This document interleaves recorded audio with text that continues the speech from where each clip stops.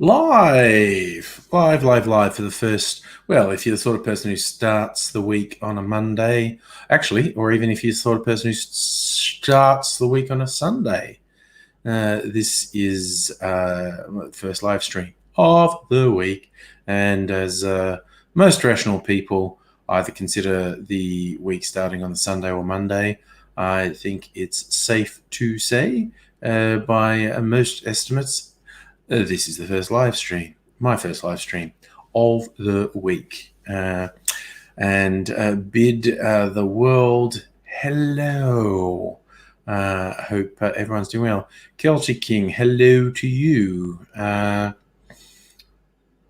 And as you might tell if you saw a thumbnail for this when you were alerted, I'm expecting AD to show up tonight. Hi, nobody. How are you doing tonight?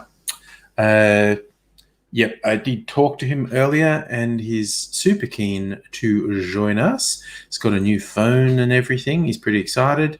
But anything could have happened between now and when I talked to him earlier. So I don't know if AD's going to show up in 5 minutes, half an hour, maybe not at all. Who knows? You know, it's one of the exciting little variables in life, rolling the dice as to when will AZ arrive. Our own little version of waiting for Godot, if you want to feel sophisticated and artsy. We're staging a version of waiting for Godot. Waiting for AZ. Never sure if he's going to be here. Yes, no, but I usually have a good time with AZ, definitely. Chris, hello. Good evening. Willkommen. Peak manager. I don't think I'm going to drink any booze tonight, but I might change my mind. Just having my pineapple coconut juice at the moment. Yes, we are expecting AZ,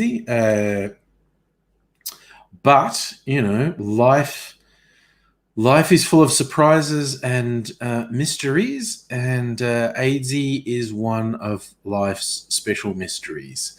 One cannot pin him down. One is foolish if one tries to predict what AZ does. He's an enigma wrapped in a riddle, usually wrapped in bandages, actually. But that's it.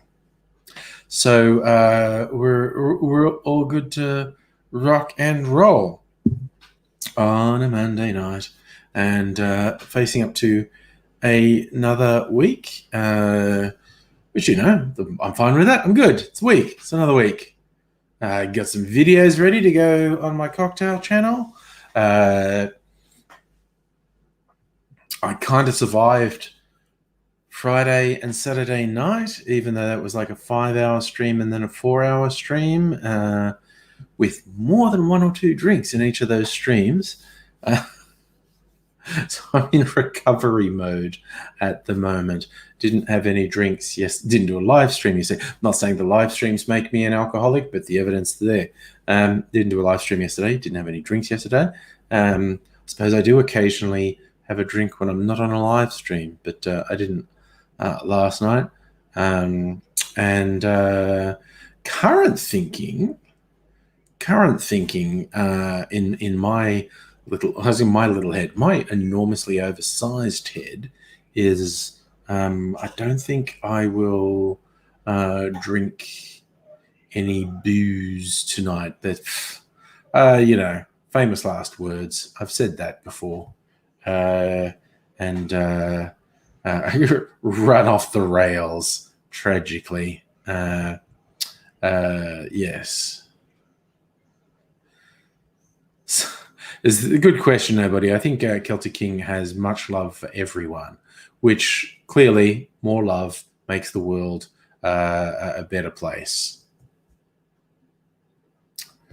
Celtic King, has my work been affected by lockdown? I've been working from home for 5 months.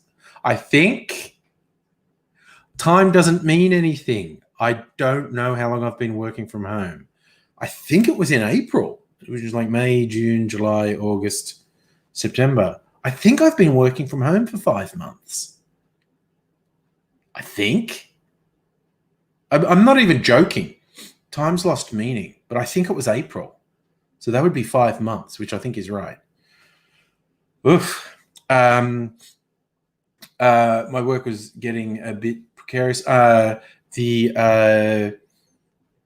I'm getting some paperwork soon to extend my contract to June, end of June next year, which would just be fucking awesome.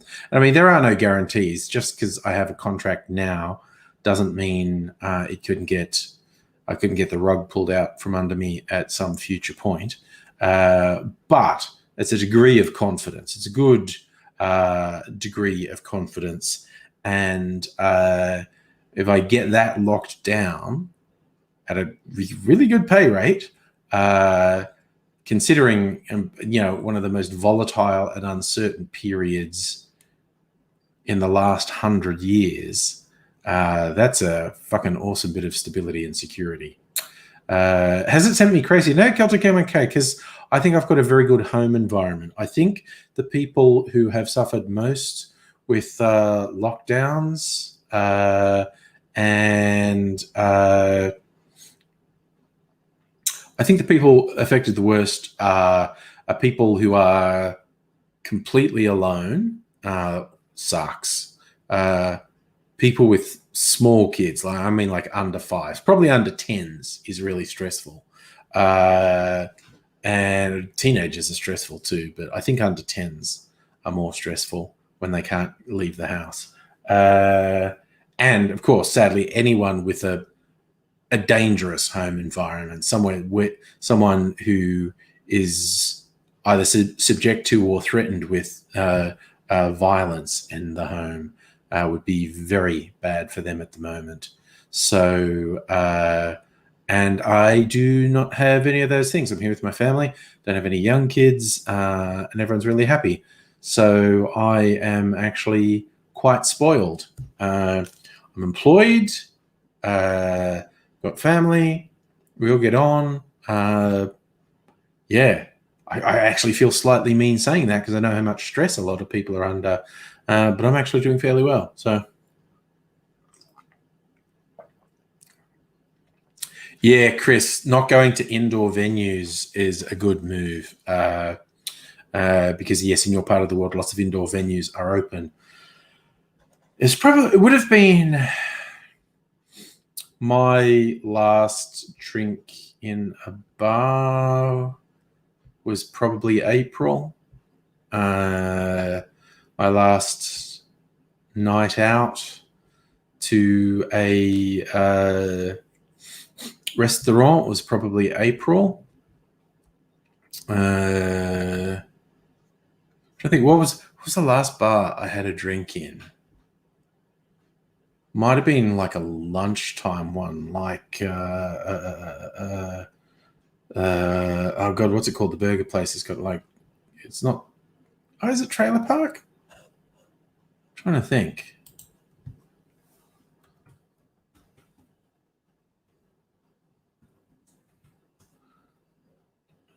Park, Melbourne. I think it was. What's it called? Yeah, Grand Trailer Park Taverna. That might have been the last place I sat down for a drink, but it would have been a lunch, not an evening one. I did try to go to one or two of my favorites when I knew everything was going to shut down. I know the last dinner out was at Alona Stoller in Balaclava, one of my favorite places. But it's been date night at home for 4 or 5 months. Chris, unemployment's been keeping you going. That's good. I've got people outside the bar smoking in the smoke. Yeah, I always thought that was a bit weird when we had the bad smoke from the bushfires in January. People still smoking cigarettes.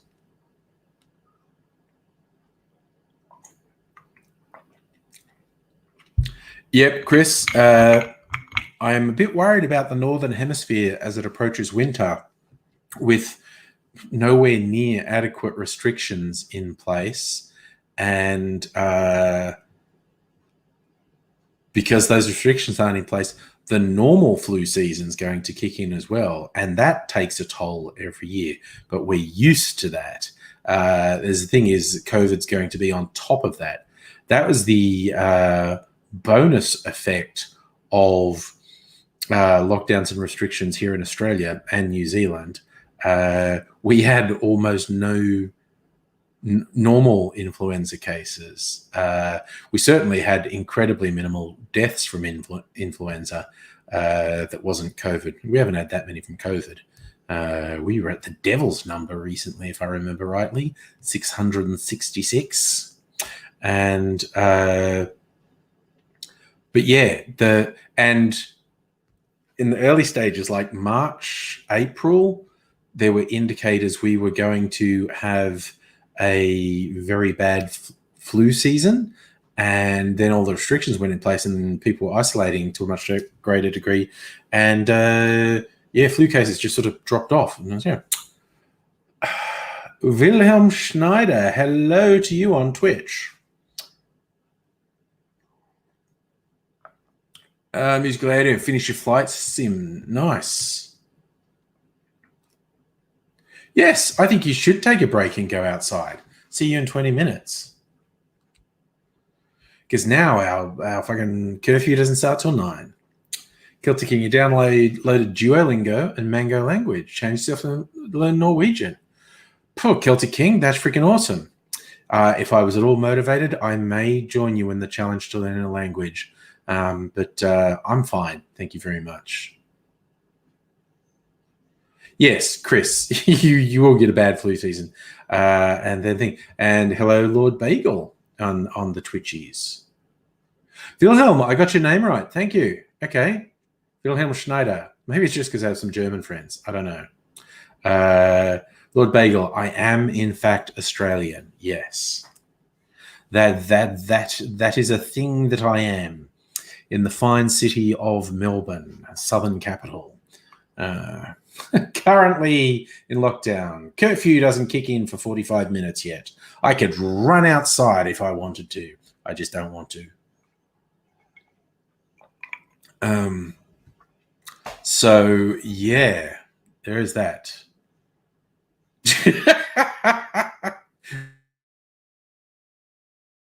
might be a strange reaction to the question, do I agree with, oh right, okay. You're a fucking moron.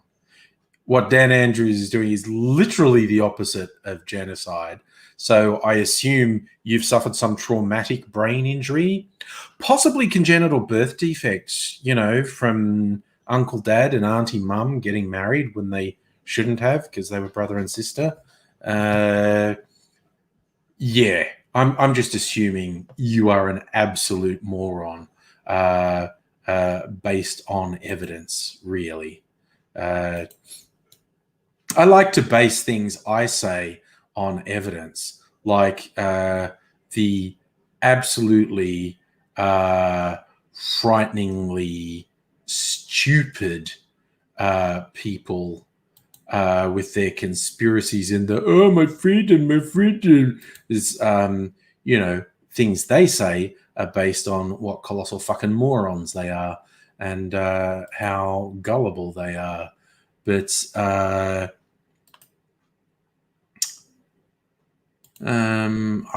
don't even know how Twitch really works.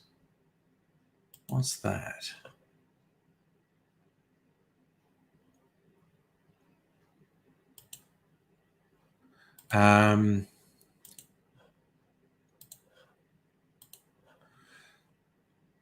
I worked out something with Twitch then. Wilhelm, I'm a member of the LGBT community. No, friend too. But I am as cishet as they come, my friend.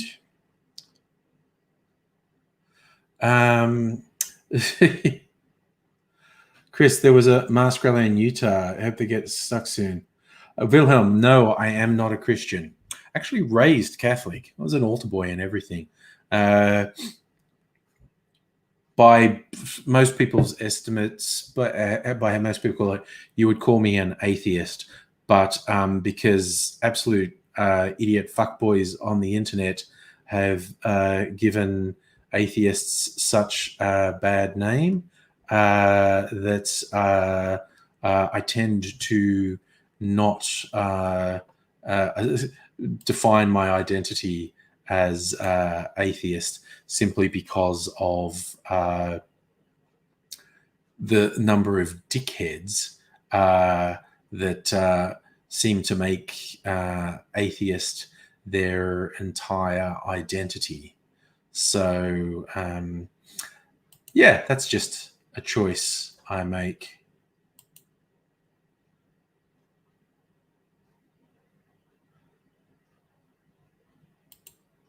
Right. I'm like slowly, not even slowly, I'm just trying to work out some things with Trish. Wilhelm Schneider, am I proud? What? Okay, I've always found that question strange. Are you a proud what's not? To paraphrase Bill Hicks, like, am I proud this was the piece of dirt and from which I dropped out of a vagina?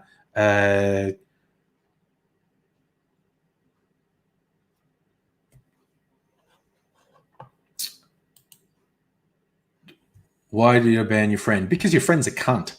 And worse, it's boring.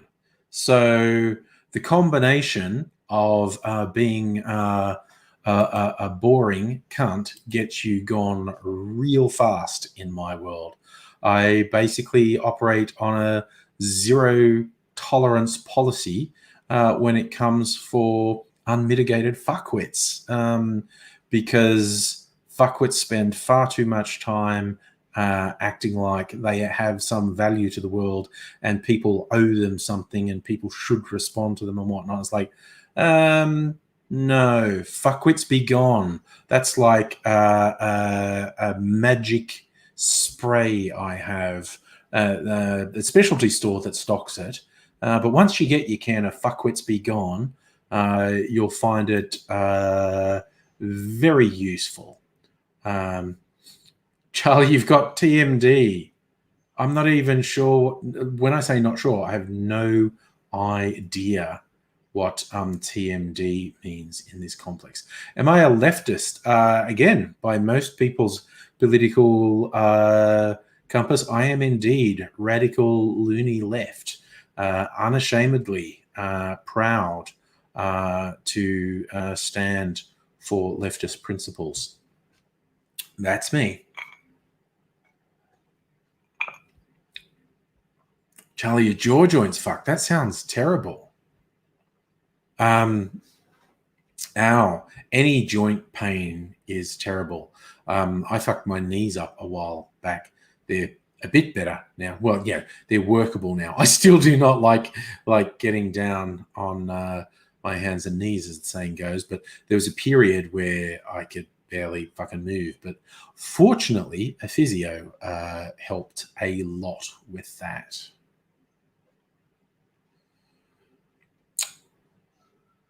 Wilhelm, how can I be a leftist if you live in a country that exists on the basis of genocide? Because I wasn't part of that genocide, and that's not a very smart question, quite honestly.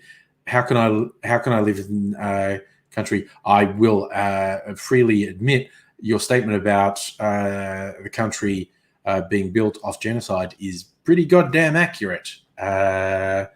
And I guess that's one of the things that identifies me as a leftist, the fact that I do recognize the reality of the acts of mass murder and genocide perpetrated on First Nations people by the colonizers.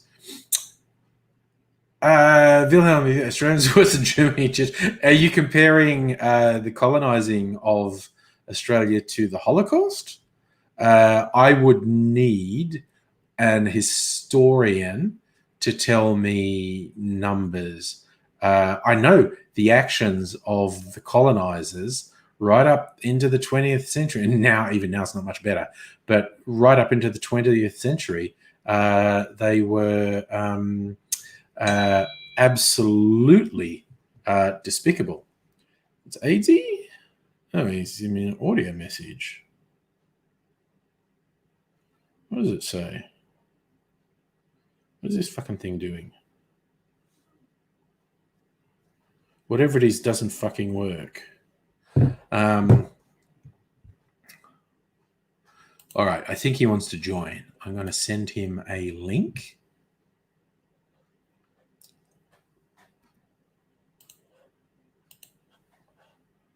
So that might be AZ joining us. Wilhelm, do I admit white male privilege? Fuck yeah, man. Straight white, dude. Fucking everything is biased towards me. So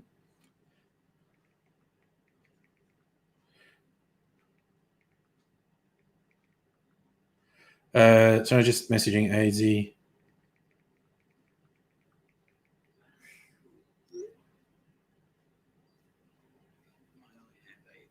To the live stream. All right, did work then. Okay.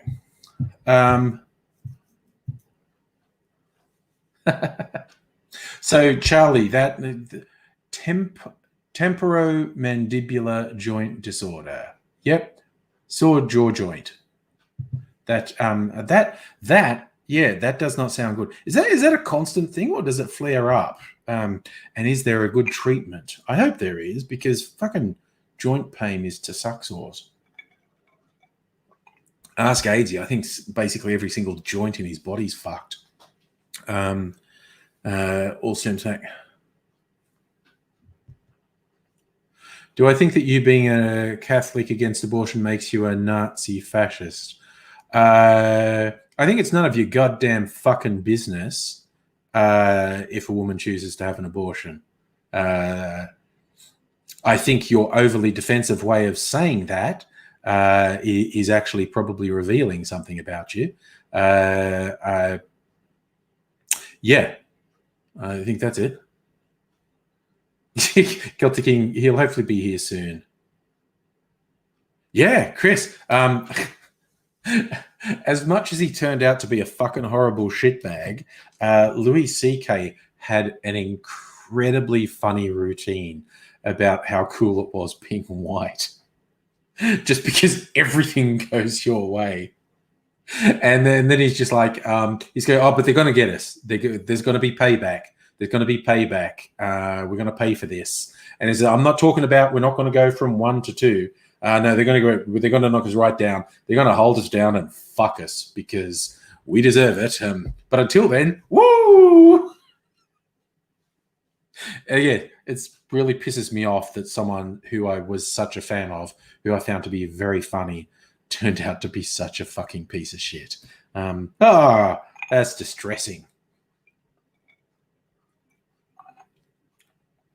So, but yeah, you find it hypocritical that leftists are racist against you and your friends.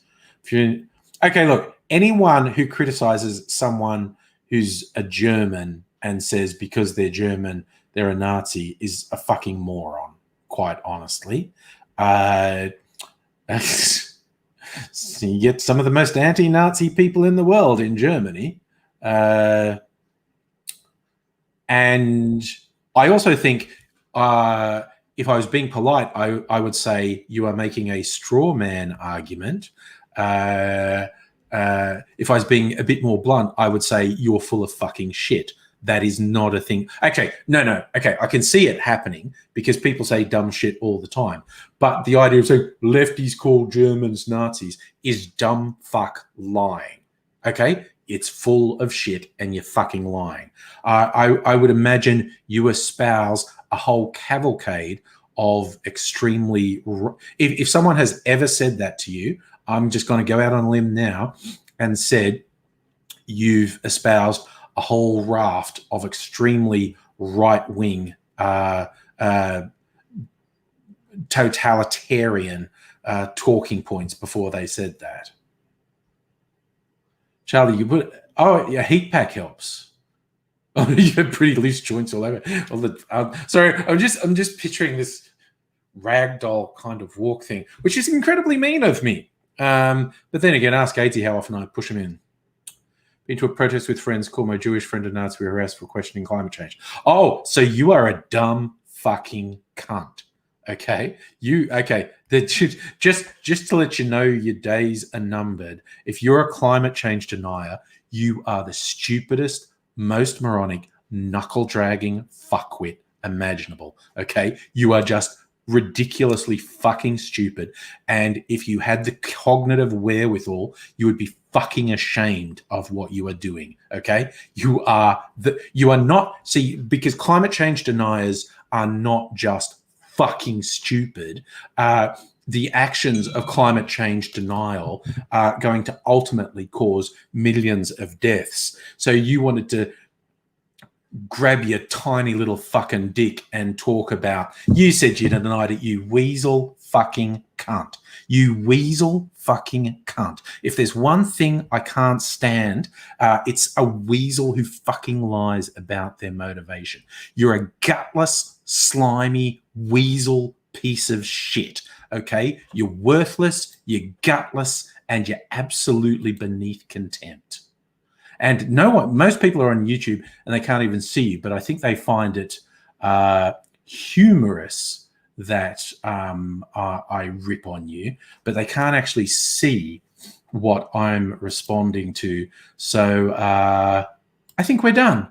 I think we're done with another stupid fuckwit.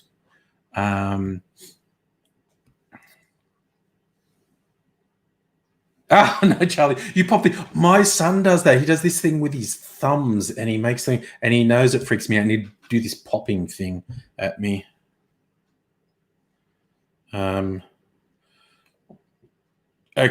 so that was a very long delay for AC saying thank you, so I might be there. So yes, you may well have enjoyed me ripping on that fucking cockhead who was on Twitch, but you couldn't see the chat, and it was just absolutely annoying.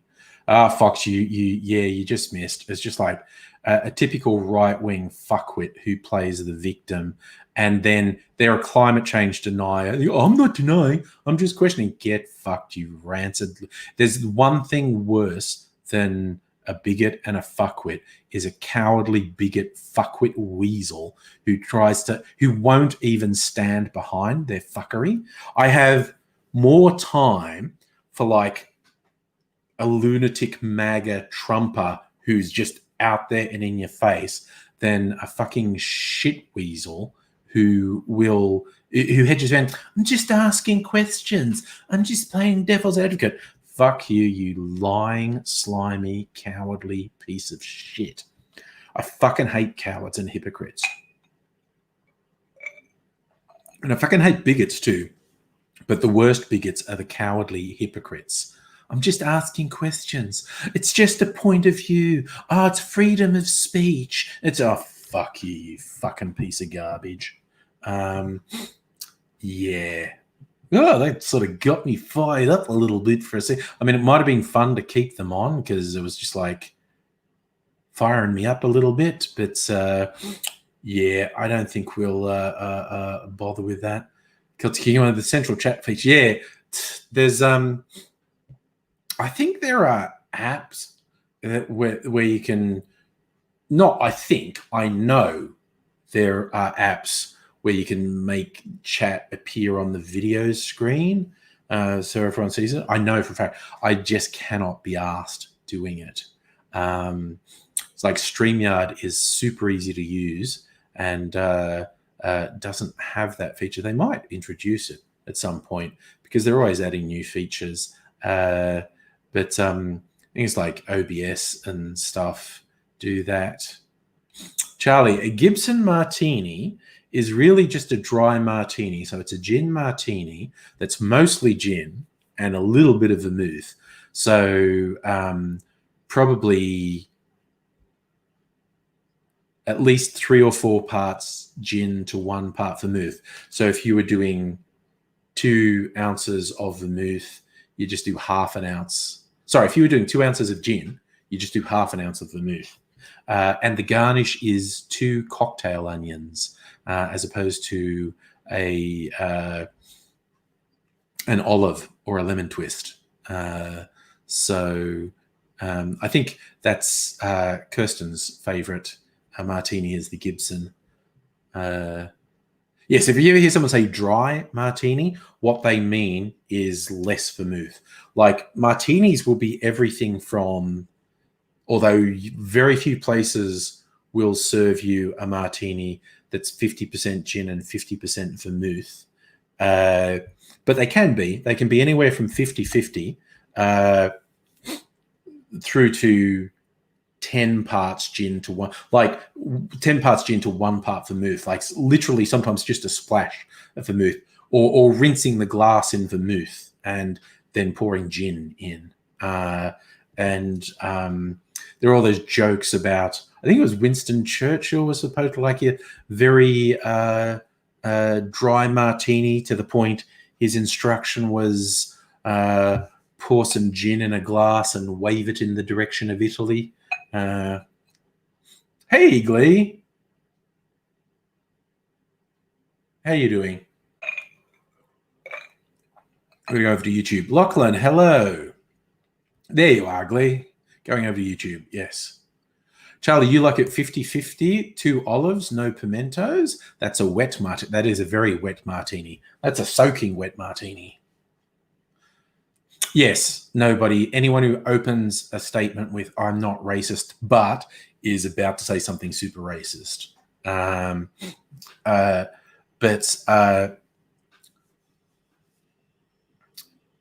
Yeah, I guess. See, now we're talking about martinis. I want to make a martini.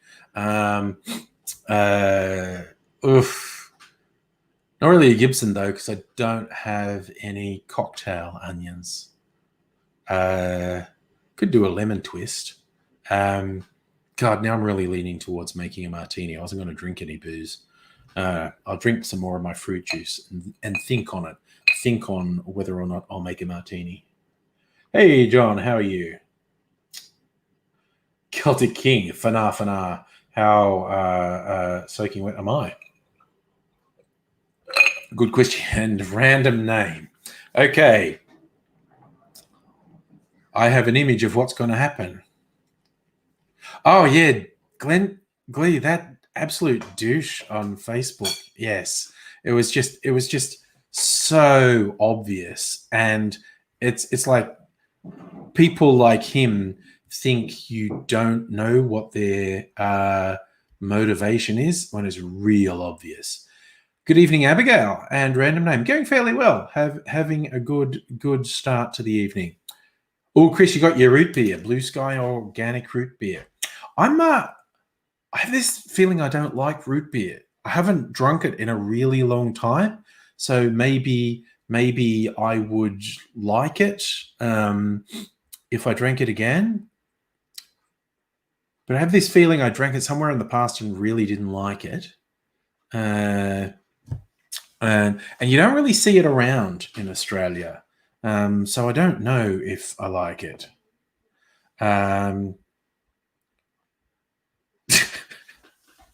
Is that a proposition, random name? It's like it's how you try and pick up in a gay bar if you have no social skills. Just sidle up and go, gay? Dear.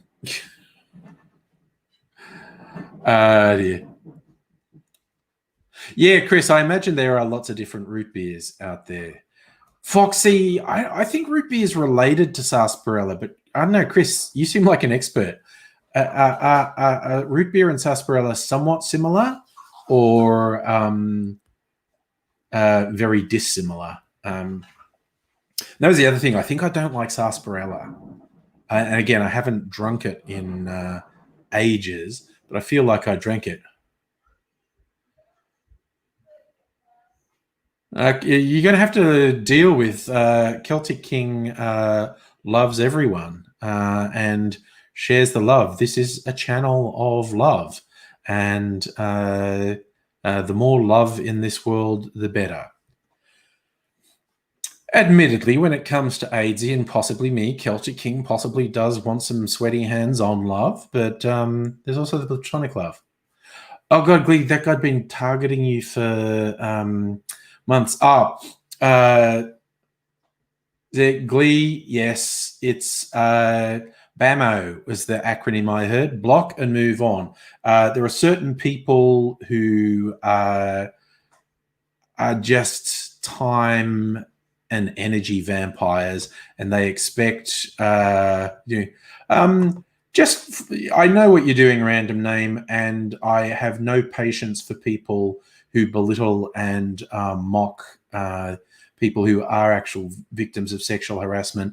And I have zero patience for stupid fucking cunts. So smarten up or get the fuck out. Yep, and there's the same person, and fuck you, and fuck you. Hey, Annette, you walked in just as I'm saying fuck you to people. Abigail, speaking of Star Trek, the beverage root beer, yes, DS9, mentioned quarks, a metaphor for the Federation. Nice. Nobody, don't worry about that. Was one person. It was not two people. And it was actually the same fuckwit that I blocked on Twitch. Just came across on a YouTube account, and they were just time-wasting trolls, and they are gone now.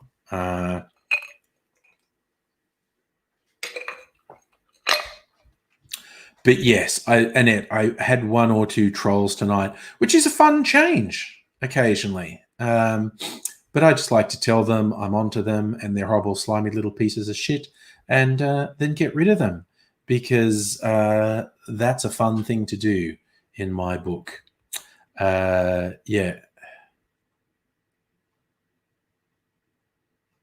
Oh, that's okay. Nobody. They're just, yeah.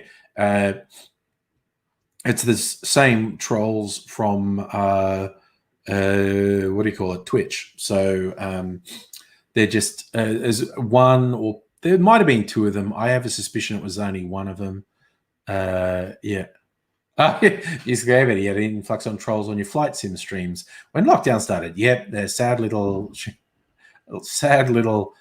trolls stuck in their homes. Yeah, Celtic King. I don't think so. Okay, so intriguing that still knows he was suggesting to me earlier he had quite some things to share.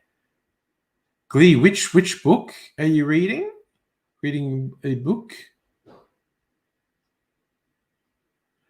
Yeah, that is a very good point. Nobody, about the gay panic thing. As a rule, gay men don't hurt hetmen. Hetmen on the other side, yeah. So, Chris, you reckon sarsaparilla can have a stronger taste and is less sweet? A lot of places, what's called root beer is called sarsaparilla. Yeah. It's funny having these conversations. Maybe if I see root beer or sarsaparilla again somewhere, I might try it. Because my tastes have changed over the years. I never used to drink booze, and now I clearly do, and I appreciate some of the flavors. So there is that. So maybe I'd like sarsaparilla or root beer. Oh, Celtic King, Musical Aviator does flight simulators. So yeah, is his thing. Oh dear, sad little troll who can't get a life. Like you said, zero patience for fuckboys.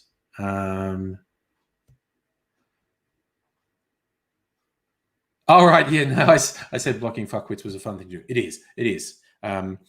Yeah, I like the acronym I saw someone using recently, BAMO, BAMO, block and move on. You just need to forget about them.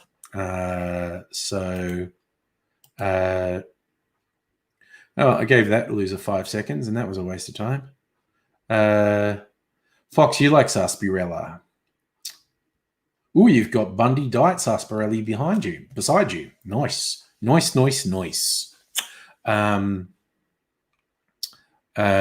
Yes, I've forgot anything interesting? Got a bunch of tonic water. That's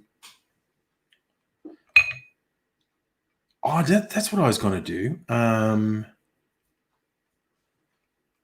I was drinking this pineapple coconut. I was thinking I've got some homemade cream of coconut in the fridge, which I'd have to mix. I might do that. Yeah, in fact, I think I will. That would be a bit of an experiment to see how well it mixes. I can't really shake because I'm doing it with lemonade.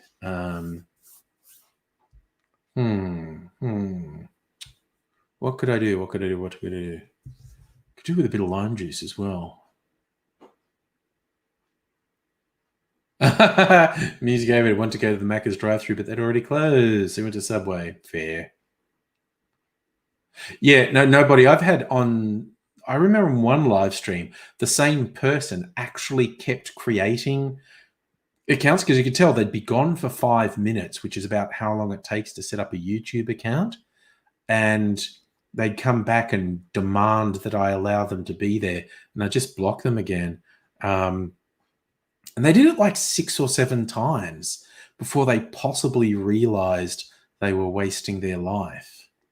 And at your old gothic large attitude readjustment tool, that is excellent. That is absolutely excellent. Yeah, and actually that's a good call too, Fox. Subway's probably better for you than Macca's as well. Probably, depending on the freshness of their produce and whatnot. Yes, Chris, John Smith was a very clever name.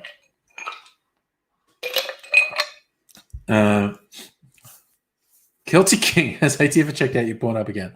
I'm not sure. We did give it to him. He's worried that he's not here yet. That could mean he's having some technical impediment to coming on, but we may see him at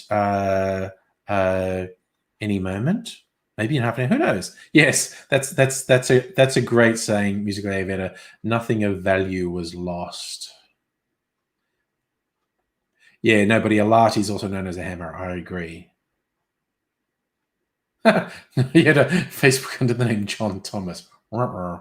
Abigail saying Subway put a heap of sugar into their bread. McDonald's surely do. I used to work at McDonald's. The buns at McDonald's is so much sugar in them. They caramelize when you toast them, which is all about the taste. It's actually much more. The addictive taste in McDonald's is much more about the buns than the meat.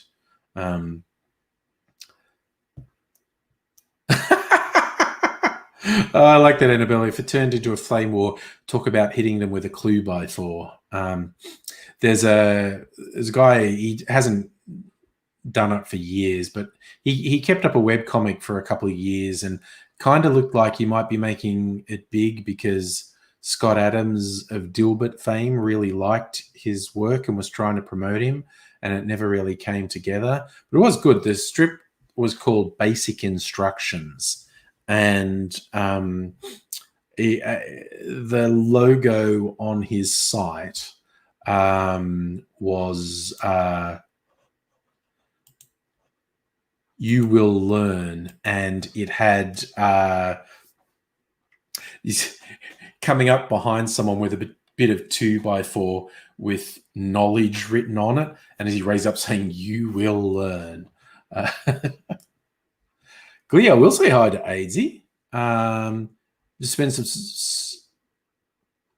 I had to spend some time with St. George's crappy house internet. Yes, look after yourself, Glee.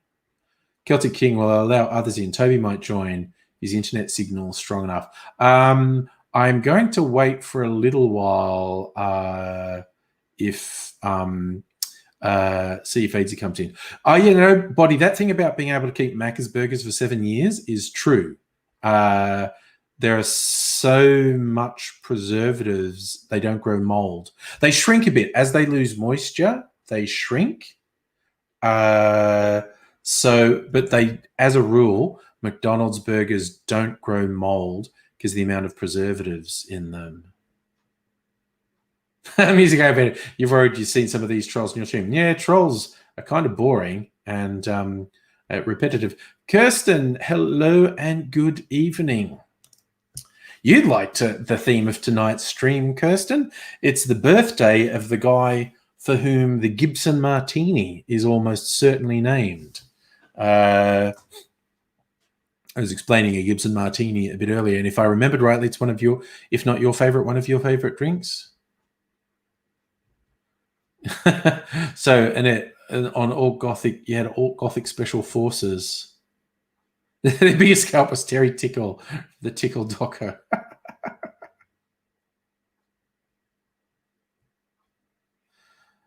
No, but I think trolls need to go back under the bridges and hassle billy goats. So I was looking for a theme for tonight. And on the Difford site, they were celebrating. I'll actually bring it up, and I'll show you a picture of a Gibson girl. This guy was an illustrator. The man who most likely gave his name to the Gibson Dry Martini was Charles Dana Gibson, born in Roxbury, Massachusetts, on this day in 1867. And his pen and ink sketches appeared in all the best East Coast publications and plenty of books, but it was the Gibson Girls that made his name. Tall, slender, but statuesque, types of impressive hourglass figures only achieved with great genes and painful corsets, Gibson Girls became a standard for American beauty, sort of prototype pin-up. Gibson based his foxy sketches on his wife and her sister, later known as Nancy Astor, and he actually went on to be the editor of Life magazine and bought himself an island in Maine, so apparently he did quite well. And yes, so most people think the Gibson Martini was named after him. Look, I'll show you the pictures of Gibson Girls, and I bet you recognize them. I'll do a little share screen. No,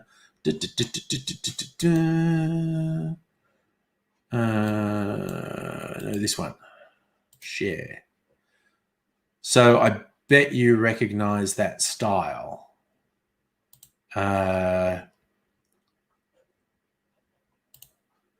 the Gibson Girl. Is very famous illustration style. So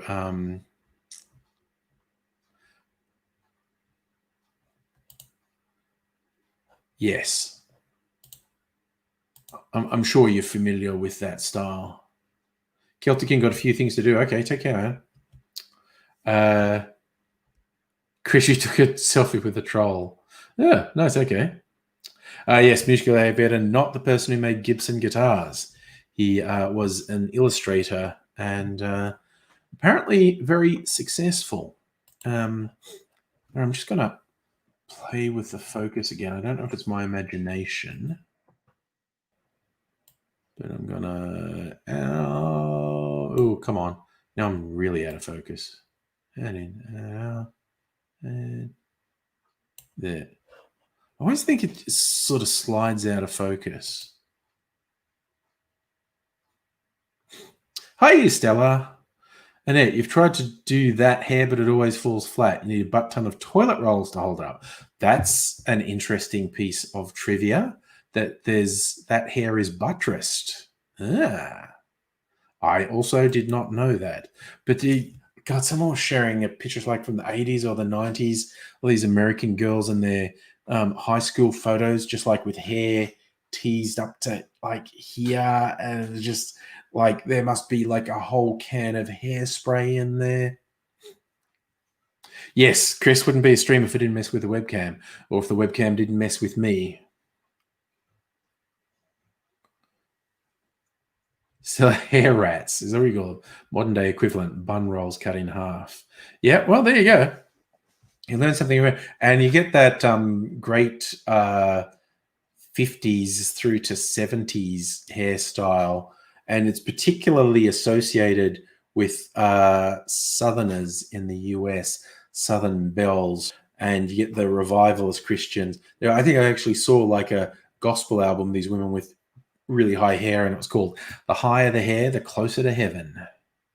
And then you had Madonna short blonde hair for year 12. Nice. Ah, Charlie, you can do it with your hair because it's insanely thick. Yes, yes, that would help.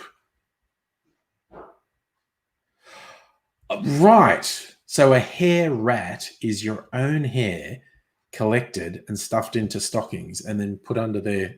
Yeah. Yeah, Chris, that Farrah Fawcett 70s blow wave stuff. And then in the 80s, it got particularly crazed, and it'd be perms and crimps and hairspray out to here. I like that, Annette. Farrah Fawcett hair was known as Westie flicks in your part of the world. Yes, sort of bleach blonde, or at least blonde tips, and the flicked back at the sides. You know that iconic poster of Farrah Fawcett, like in a swimsuit with an knee up into the air. Not particularly revealing, but it's a nice photo, and she's got a nice smile. She's wearing a swimsuit. That was, it's one of those things you read and you're not really sure how you'd validate it, but I've regularly seen it referred to as the highest selling poster of all time. Like millions and millions of teenage boys, and probably a considerable number of teenage girls as well, had that poster on their bedroom wall. So, that one iconic Farrah Fawcett poster is reputed to have been the greatest selling poster of all time. You reckon that look hung for a decade past its use by date? Yeah, well, it mutated in the 80s. You can sort of see how it's spun off from that 50s beehive type stuff. And then the 70s thing was the flick back, and that mutated really weirdly in the 80s. Alt Goth Special Forces rallying cry. We will kick your ass without even smearing our eyeliner. Nice. Stella, hair rats are also how stewardesses achieve those massive fuck off buns. These days you can buy a spongy type ring, which has all soft Velcro type texture for doing those buns. Ah, there you go. Oh yeah, Hot Topic t-shirts. Oof. Chris, you love the old big hair look? Oh, nice. Ah, so Stella, you cut the bun sponge in half to achieve the Gibson girl hairdo. Okay. Which still seem to be quite troublesome to do. Yeah. Right. I was going, no, you know what else I was trying to do? There's ice in here. So insulated cup. But because it's so long and skinny, I thought it would make a really cool sort of column of ice. And it's really hard to get out. Like, it has to partially melt before I can get it out.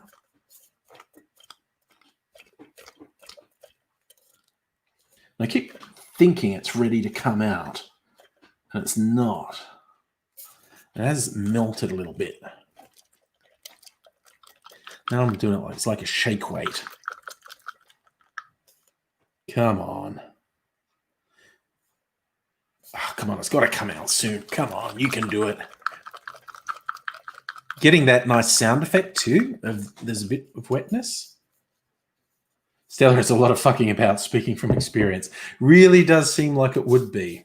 Okay, I just got water everywhere and the ice still didn't come out. All right, I'm trying to think. I think I might cut the cream of coconut with a bit of lime juice. Shake it up and add some pine. This is an experiment. It's an experiment. Anyway, get my cocktail shaker. Where is it? I think it's over here. Ah! Speaking of my knees don't like me. Okay, my jigger, my shaker.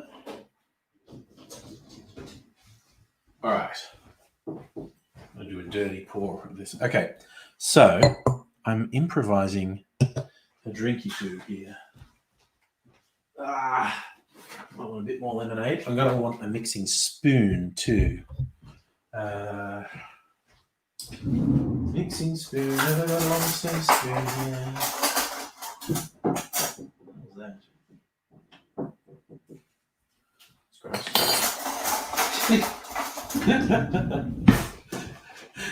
Mysterious figure creeping into the kitchen while I'm away from them. All right, so I'm just going to use this ice and shake. So,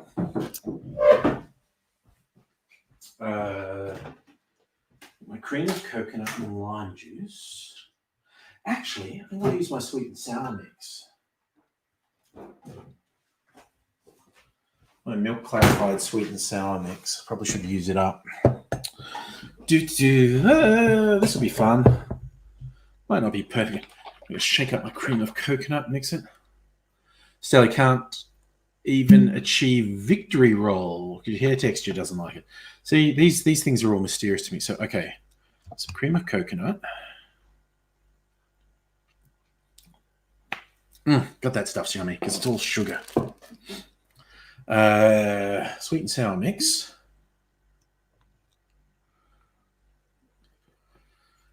Shake that up. And then add some lemonade to it, I think. Nice. Annette, you got your little bear gin. Nice.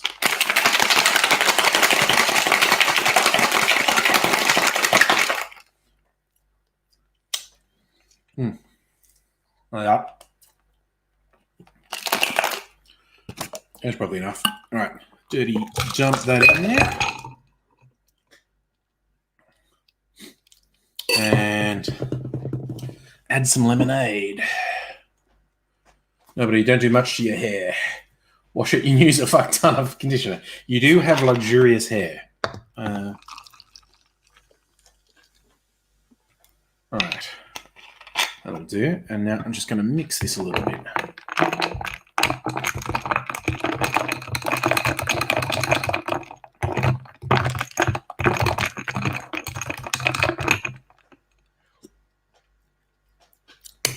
Yum. So it's like a really sugary milkshake.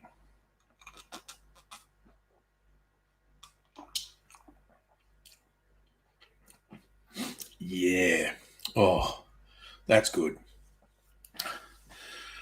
So now you got your little bear gin. I ordered some more stuff. I wasn't going to order any more booze. And then it was like, oh, I used up my pimento dram. Oh, I used up that. And so I was on Dan's and yeah, they've got pimento dram. I can order through them. And what did I get? Oh yeah, Pisco, because I used up my Pisco. And so I used up all my Pisco and most of my pimento dram, so that I ordered both of them. Then I was on the site. They had this 10-year-old rum on really good special, like $25 off. And I was like, oh, I've got so many different. Oh, I'm going to have one more rum. And then I finished my Starwood twofold. And I went a bit nuts on the Starwood site as well. I bought some more twofold and the old-fashioned and the Red Manhattan. So they'll all arrive this week. So maybe I should make, tonight a no booze night because I'll be having new booze too. Mimsy is trying to open the sliding door. Do you want some help, Mimsy? Or are you going to sit there making noise? Hang on, I'll just let Mimsy out. Bring her out. Yeah. There you go. Now my hands are all sticky. I'm just going to wash my hands while I'm up.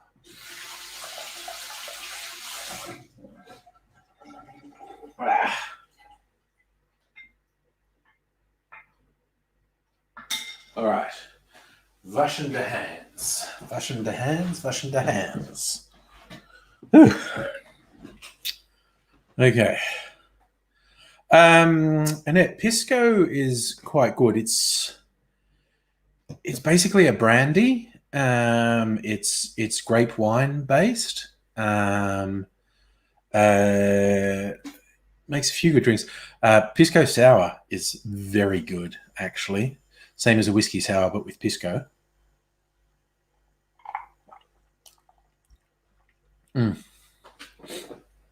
That's why I got into Pisco, because I found a bar. It was a Peruvian bar that specialized in Pisco, and they had all these variants on a Pisco sour, and they're all really good. So I want to make them myself. So I got some Pisco, and so I usually have Pisco in my bar now, and it's tasty. Annette, you've been doing the Netflix party thing, watching Quicksand with friends in Sydney. Cool. With Quicksand, I'm not even vaguely familiar with that. Is that comedy, drama, sci-fi? What are we talking about there? What was I watching over the weekend? I was watching season 2 of The Boys on Prime, The Mandalorian on Disney Plus. Got some movies lined up on Foxtel I'm going to watch. It's Nordic Noir.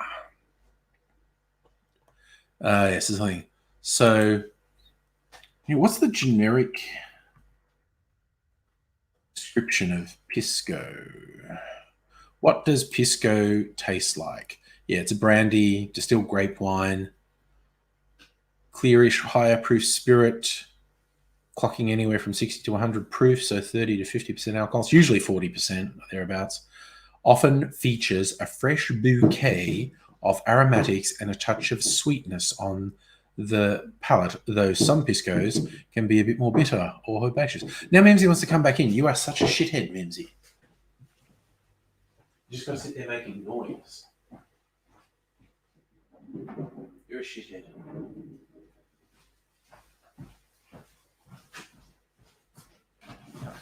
Yeah. Okay. So yeah, Pisco, really simple description. Sweet brandy. Usually sweet-ish brandy. You want to sit on my lap? Is that what you want? Is that what you want? Yes? No? Maybe? I don't know. Can you repeat the question? Come up here. Oh, you are going to come up here. What you going to do, you weird cat? Weird cat, just hassling me.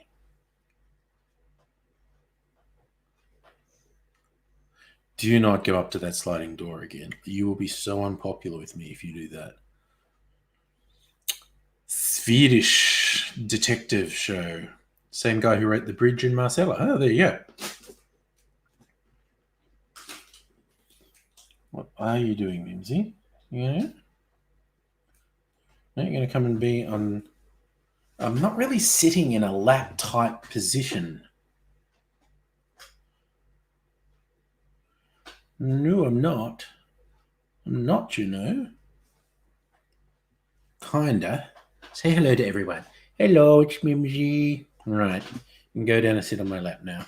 Weird cat. Meow. What was that noise about?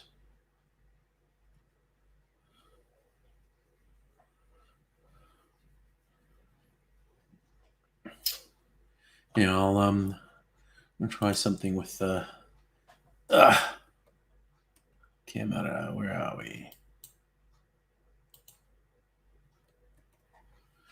Yeah, if I do that, and now I do this.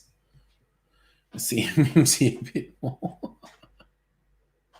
What's this doing to me? No? She's just cheekily staying just out of shot. Say, yes, I am here. I'm here. Okay, so in a Quicksand's about school shooting from the point of view of the defendant. Complex and psychological. Sounds very dark. Chris, you got something kind of cool. Sat in your car for the first time in a bit. Turned it on and smiled because you remembered it was electric. Nice. Charlie, you've got Ludo jumping on you too. who's Mimsy's approximately 1/20th the weight and size of Ludo. My God, is this neighbours of mine, someone in this neighbourhood, like when I go on, most days I go on a walk with Mrs. Angry, our allotted outside times. And one of the neighbours has these dogs. They're just like fucking bears. They're huge. They've got really long black hair. And yeah, they just fucking look like bears. There's two of them. It must cost so much to feed them and so much time spent look after because their coats are in quite good condition. So they must get brushed a lot. Huge, huge overhead.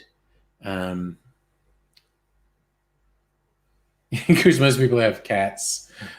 Ludo is a giant dog who thinks he's a lap dog. Mimsy's very much a lap cat. She loves sitting on people. She actually tends to sleep on my side of the bed. Because Mrs. Angry's a bit impatient, isn't she? She'll kick you out of the bed. But I'll actually make room for you. Because I'm a bit of a soft touch.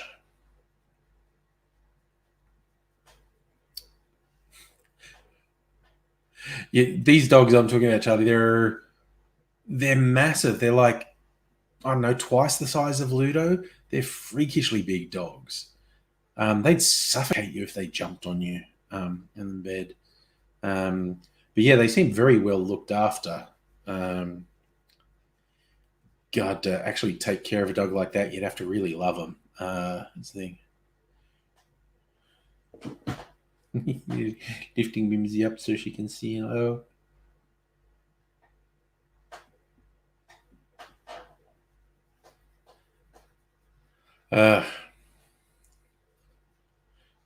So it just made me think like Aidsy's all grumpy and doesn't like pets, but he's not even here. So and he hasn't told me he's not here. So I don't know what's happening with him. He's just had some technical snafu, and I think his perception of the passage of time is extremely impaired as well. So he may not know it was 40 minutes ago he said he was going to join. He might think it's only 5 minutes. I love the markings on her head, actually. The little stripes on her head. You're pretty kitty, aren't you, Mimsy? Yes. That was a good choice.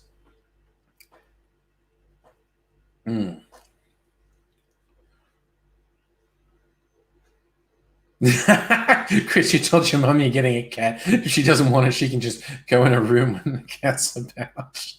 But you possibly want to do a bit more negotiation than that. Does she have a little M on her forehead? I don't know. Is that an M on your forehead, Mimsy? I just reckon that patterning on her head is really cool. Was that a bit of an indignity that I just did to you there, Mimsy? Was it?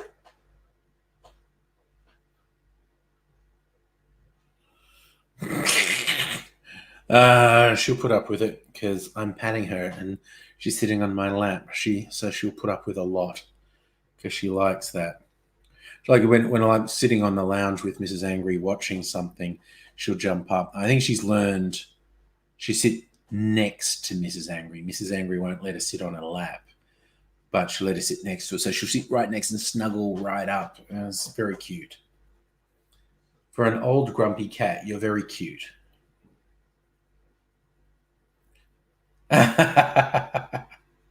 Chris, you reckon she's going to warm to the cats when you've had them for a while? Yeah, most people do. Most people do. I was just thinking of, going to turn the conversation into a real downer. Did anyone see that video of the cops arresting the dude and actually like stomping his head? And I know I've been joking about wanting to see videos of the anti-mask, anti-lockdown protesters getting really fucked up by the cops. But that was too much even for me. And the whole circumstance around it, there's a suggestion that the guy had just been in the hospital seeking mental health support, and he may not have been in a good way. And there's video of he's like walking down the street, and the cops are claiming that he was, and I think their assertion might be that this happened at the hospital. He's very difficult and assaulted a cop, and the cops chased him down. And there's video of him sort of in the street, and there's a cop car behind him coming right up on him, and he's going, no, no, no. And then the cop car actually bounces him and sort of doesn't hit him hard, but bounces him and sends him flying. He's down on the ground. And there's video of like 6 cops around him, and one of them clearly deliberately stomps his head. So this is AZ nearly there. Got waylaid by hospital. Oh, okay. Again, I'm not sure he realizes 40 minutes has passed, but that's okay.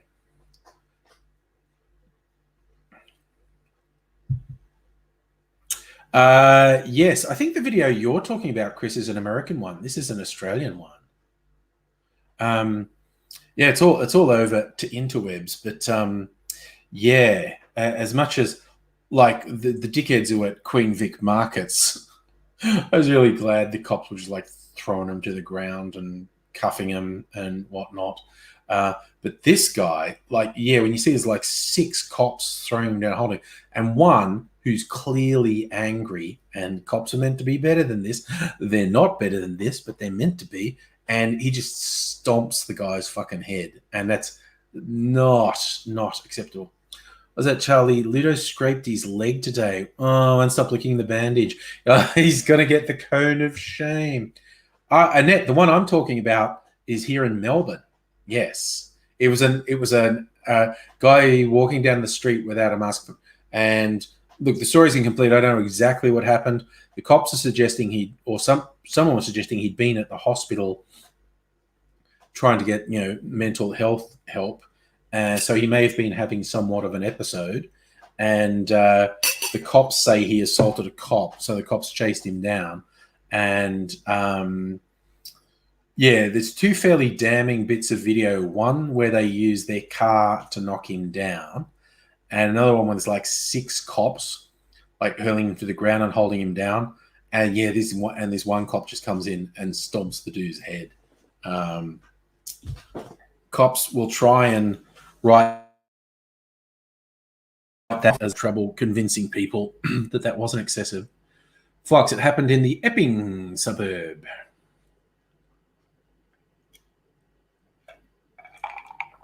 Abigail, your neighbours are playing loud music till 1:30. Fucked up your sleep cycle. Asked them to turn it down. They did. Woke you up. Couldn't sleep till 4 a.m. Oh, no. You're tired. That makes sense. Sleep all disrupted. Definitely go to bed.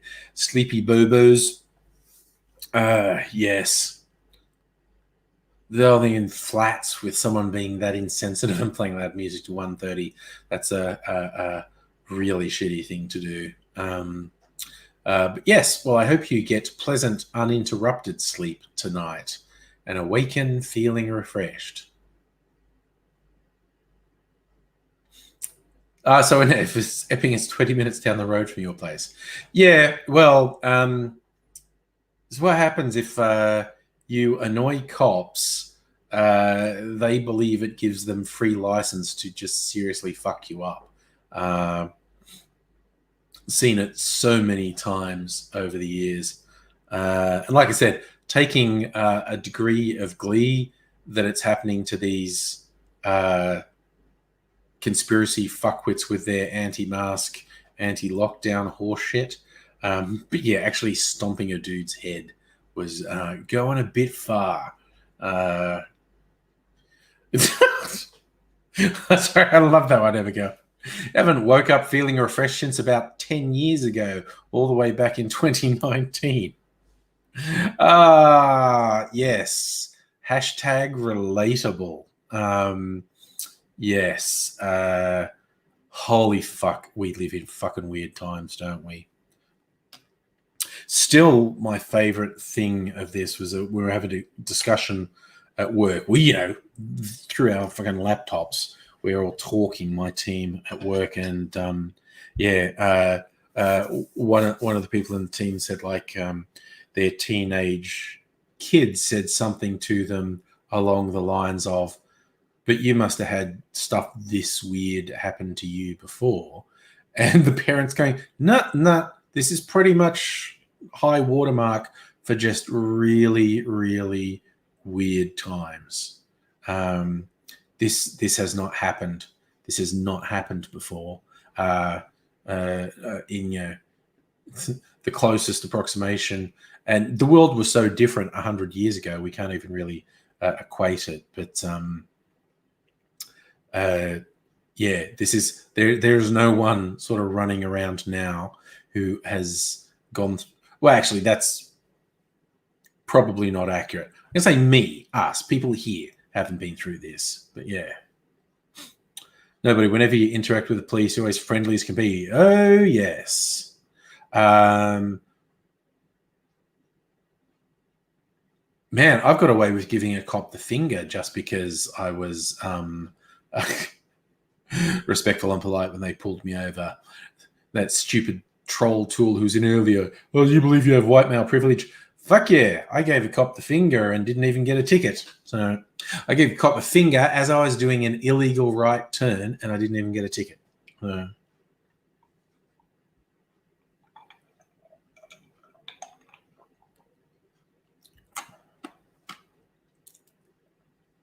That's the thing. You get that shit in America. Talking about white male privilege, you can have very, very, very unfortunate interactions with cops, particularly if you're belligerent. No matter how justified your belligerence is, cops will take it really badly if you don't do exactly what they want, exactly how and when they want, which isn't fair and isn't right, but that's how cops are. But yeah, that shit in America where, more often than not, a young black man gets pulled over by a cop, the thought goes through the head, is this it? Is this how I die? Do I die now? It's just fucked. Jesus, Chris, you had a cop point a loaded gun at your head and you said, either shoot me or start talking. Fucking hell. I do not know how well I'd hold it together in that situation if a cop actually drew on me. I'd try to stay calm and say something like that because fuck. The one thing you don't want to do if a cop pulls a gun is the one thing you'd feel like doing. Be really agitated. Run. Because that's when they'll fucking shoot you. So yeah, trying to maintain composure. You had a rough childhood, Chris. Fucking sounds like it, man. Fucking sounds like it.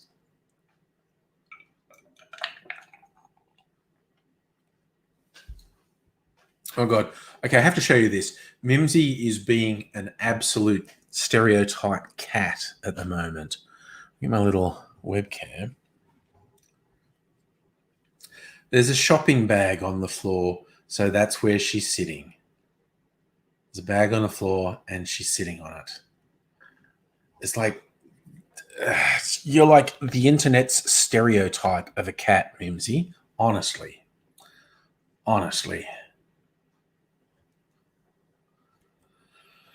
I'm just gonna... Yeah, that'll do.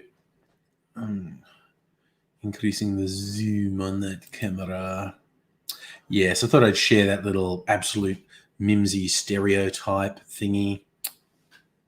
She's so funny. It's like, and boxes, that whole cat stereotype of if there's a box, the cat's going to climb. She absolutely does that. Be the whole empty floor and a box, and Mimsy just goes up and gets in the box every time. Shadow does it a bit as well, but Mimsy does it all the time.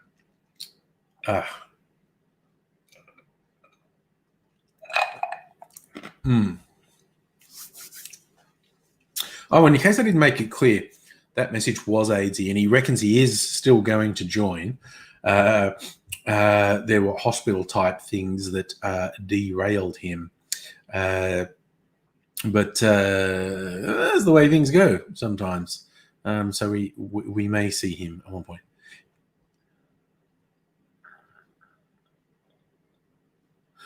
Chris, your friend, you're hot, sent you a request to a sexy page with an OnlyFans link. OnlyFans. I know quite a few people who've set up OnlyFans pages, and I'm like, on one level, I want to be supportive. On the other level, it just seems because it's someone I know, it's too weird and creepy. I've got nothing against anyone who does anything on the spectrum from glamour to porn. It's just if I know someone, it's getting a bit weird, I think.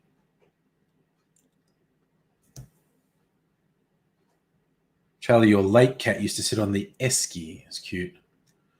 Don't sit on a serving dish looking like a roast chook. Oh my god. Oh my god. Cats. They're weird. They're absolutely weird.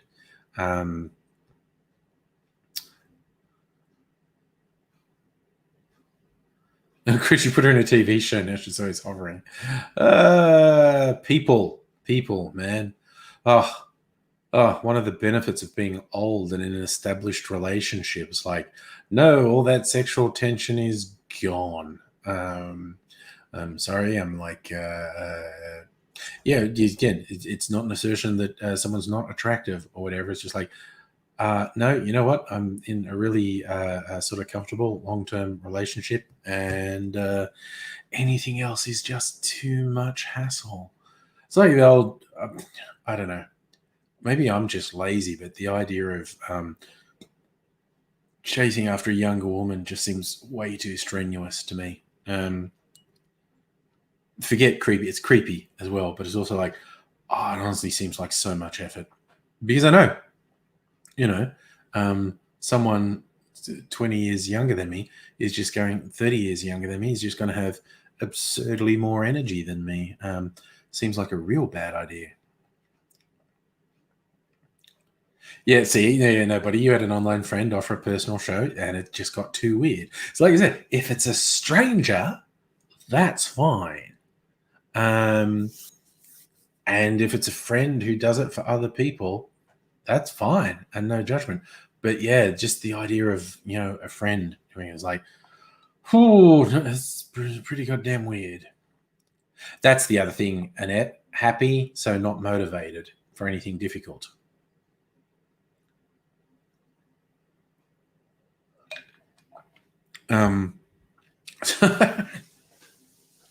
Yeah, it's kind of like, well, I'm like happy, settled, and content. And any suggestion to do anything else is like, that's drama and strenuous and takes effort. And I don't want any of those things. So sorry. Although again, not that anyone's offering. I will also put that out there. There's a meme I saw that I thought was really funny. It was that NPC meme where the NPC says something and someone responds and the NPC gets angry. And the NPC says, I could never date a girl who had an OnlyFans account. The person says, oh, does a girl with an OnlyFans want to date you? Angry reaction. Because that is also the truth in 99.99% of these cases of some dude saying, ugh, I couldn't be with the girl who had an OnlyFans. It's like, I'm pretty sure there are no girls with OnlyFans who want anything to do with you, actually. Chris, you are a very shrewd man, keeping your work life and love life separate. Don't shit where you eat, as the saying goes.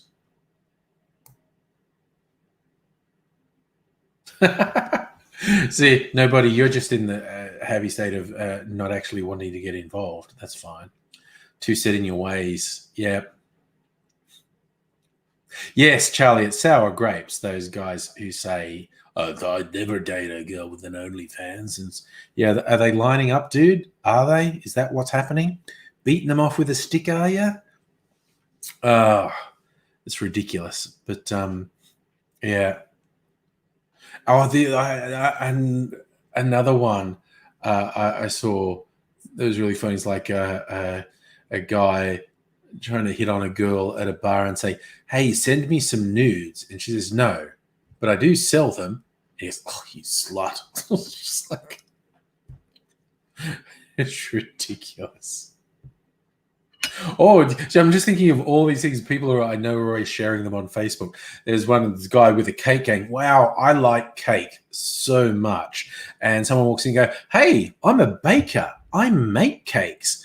And he turns to the baker and goes, "Yeah, disgusting. People like you make me sick." And the last frame is someone going, "That's how a lot of you sound when you talk about sex workers."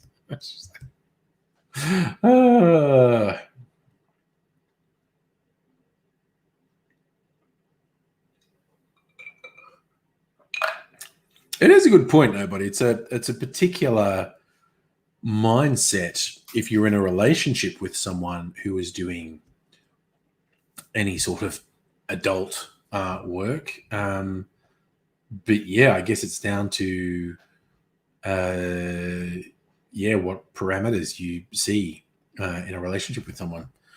Certainly wouldn't be for everyone.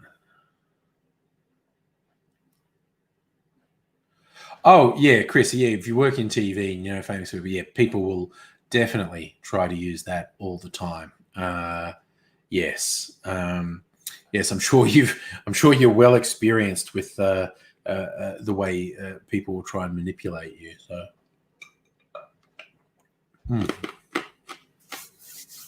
crunching on a bit of ice. Yeah, Chris, this is good. You'd be fine with your partner doing it. This is the thing. I think not everyone would be. But yeah, I think you just need to be really open to that sort of thing. And I think the nature of the work you'd have to be really open with as well.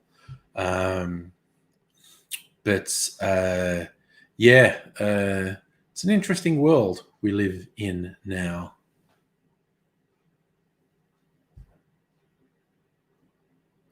But yeah, you know, we get challenges, we get interesting things, and we've got to wrap our head around every other day, it seems. Chris, I think you're right that guys being uptight about that sort of thing, there's a large degree of insecurity involved in that. Yeah, I think for that sort of thing to work would require two things, like a lot of openness and confidence and very good communication. And speaking of naked and sexy, it's AD. Hi there. Oh my God. I'm And you look like confidence you are and naked. what? What? Well, you're topless. More than topless, buddy. Yeah. All right. All right. And tonight on Too Much Information, this guy. No, it's not. This is not too much information. I have a fetching pair of pull-up diapers on, so Nice. it's not like I'm completely naked. That's a very. In fact, what I'm going to do now, yeah, is put on my formal gown. Your gown. Yes. This is the one. Dressing for company now. This is the one I don't use for dinner. The one I use for it doesn't dinner have dinner all down the front of stains it. and shit all over it. Yeah. All right. Cool. And you know what? I'm going to move this way because it's much more comfortable. And you're going to get the window again. Yeah. But I have made a panorama of the room. And if it works, I'm going to send it to... No, I can't. I can't send you stuff. Oh, okay. Doesn't matter. I'm not going to fuck around with it tonight. I'll work out another day. How the fuck is everyone? Good. I think everyone's been pretty good tonight. And sorry, I'm just trying to do something on my phone while we talk. Oh God, what's it doing? Stop it! Stop it! Stop it, phone. I can do all kinds of things on my Yeah. phone Oh yes, because He's got a I've got new a new phone. new And when I phone. say new, I don't mean one that Angry gave me out of love. I mean, I went into the Telstra store and said, "Give me the biggest, baddest motherfucker you've got." So I'm going to tell you, an iPhone 11 Pro. Yeah. It's actually smaller than the one I had, but fuck me, you don't need to touch it much. Okay. You look at it and it goes, "What do you need?" And you go, "Can I have?" And Siri's not a fuckwit. That hurt me. You ask Siri anywhere else, can you open blah, please? And Siri goes, I can't because I'm mildly retarded and one of my eyes is bleeding. And you ask Siri on this thing, he goes, "Can you open this?" And he goes, "Sure, I'm doing it." Do you know you can play the music as well and ask for a specific tune? Yeah. Here it is. Jesus. Okay. Thanks. And I tried it, and it said, "Sure, I'll just have to search for that for a little while." This is on Spotify. It's not on Yeah. fucking iPhone. Siri went into Spotify and said, he needs Colin Hay, he needs a live acoustic version of... Who can it be now? No, I can't get to sleep. Thinking about this. Overkill. Overkill. Thank you. Because I'm going to learn all the words and sing it a lot. I've decided that I haven't done enough lately singing while Angry's talking. Because that's a shitload of fun. We need some more singing, and that's what we need. Singing while Angry's talking, we did so well the last time. We went for like 3 whole minutes before we lost it. Randomly now, every now and then, the Clive Palmer song pops into my head. Clive Palmer! Sitting around. Clive Palmer sitting around Australia. And you know what happened as soon as I finished singing, or just at the end of the Clive Palmer song, I touched one of the halogen lights and burnt the shit out of myself. And I thought, yeah, God punishes. Because that was cruel, a low punch, a low blow. You don't have to knock someone because of their weight. Clive Palmer, fattest cunt in the world. I could have said Clive Palmer only got into politics because he wanted a coal port in Newcastle. Yeah. No, somewhere else. He wanted a coal port somewhere. Queensland, yeah. And that's all he wanted. Is he back in Parliament? Is he running? No, I'm going to say no, but who fucking knows with him? Is with him, yeah. The funniest story I've ever heard was one of his aides rang up. It was either the Prime Minister's office or the Foreign Minister's office, or the DFAT, and said, "Listen, I need a thing." And the minister said, "That's clearly impossible." And he said, "Can you word it somehow so that it sounds like it's possible, but it's not going to happen yet?" Because Clive Palmer is so used to not hearing no that when he hears no, he loses his fucking mind. And I'm the guy that's got to tell him. Loses his mind And the minister's gone, "Okay, tell him this." And he did. In the fullness of time. You know, I'm a minister. I've been a politician for a long time. Press conferences, piece of piss. Remember I did a press conference last time, and it was good. I did a press conference with my doctor today. here at the hospital, convincing him to uptick one drug. As soon as you notice I've started already, uptick sounds like a small amount. Yeah. Not a small amount. It was a large amount. Thing is, in the general scheme of things, it's not actually a large amount. It's just an inconveniently small amount that he's doing, because on Friday I've got to convince a senile deaf doctor to do a lot more. And I've also got to convince him to give me a lot of other drugs. And he will do it, but I've got to stand my ground, shoot him a couple of times, and then keep going. And he's going to be talked to by the fucking hospital doctors. And that upsets me. They're not going to talk to my GP, which is also going to upset me because he's the most useful person in the world. Yeah. I've got to actually physically go in and see the guy. I can't do it over the interwebs. I've physically got to go in and see the guy because the drugs I want are he won't give them to you unless you see him. If I was just getting a prescription for the normal drugs, he'd just do it over the phone. And photocopy them in. But I've actually physically got to go in. The beautiful part is there's no one in the waiting room. As soon as I rock up, it's straight in. You know, time comes, bang, in I go. And I'm only there for 15 minutes. The thing is, and this is the bizarre thing, he says, every time I go in, like every single time I go in, he says, when's the last time you used heroin? I go, when I was 19. Officially 31 years ago. And I think it's 31 years ago now because it was in winter. I remember it was in winter. And I used it 4 times. I got someone else to inject me once.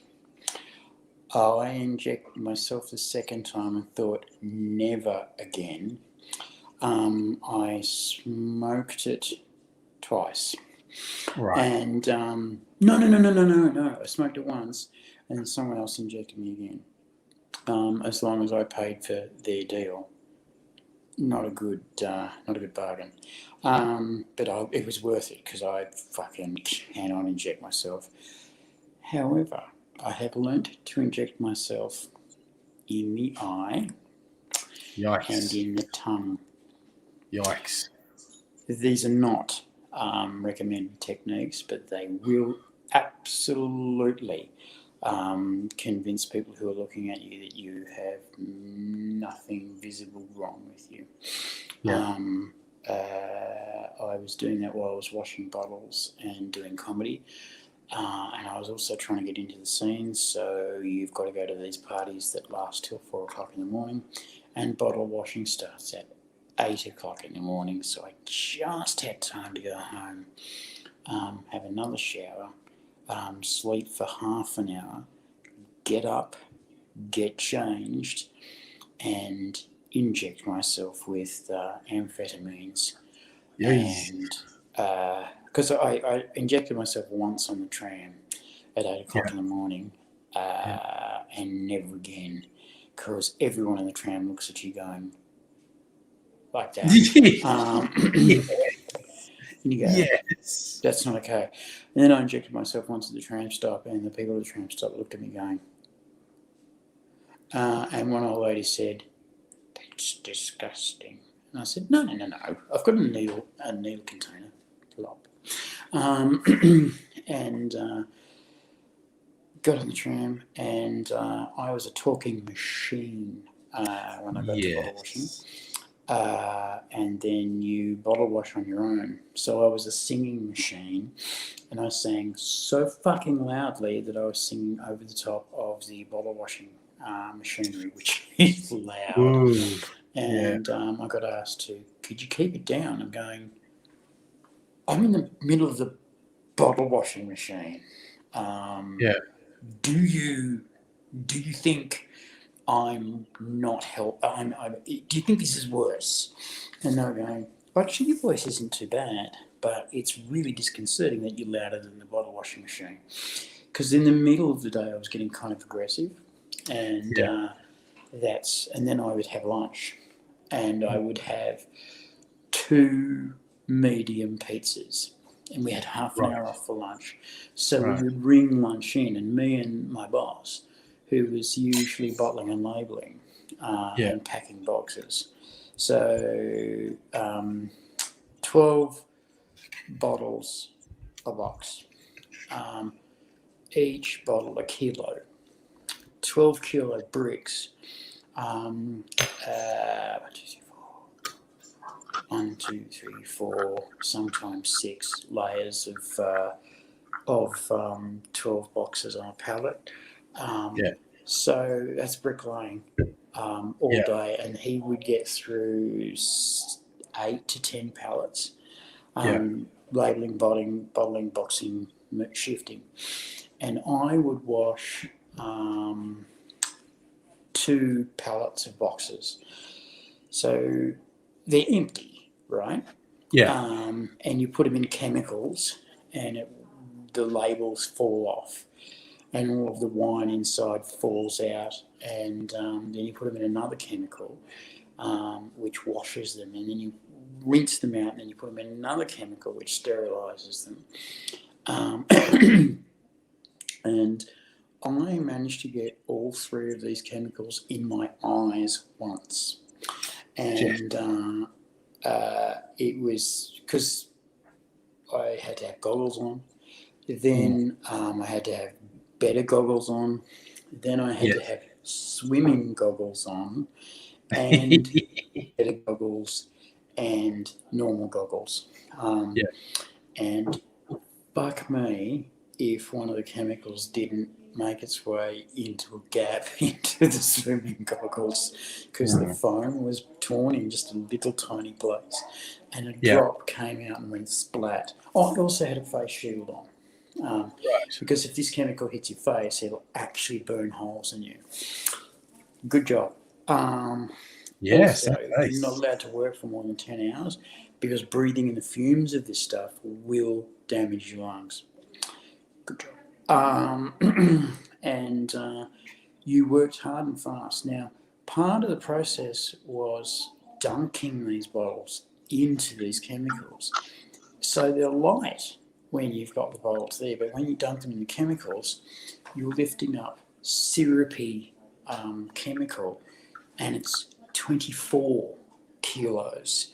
Then you tip the box over, and the chemical pours out nice and light again, and then you dump them into more chemical.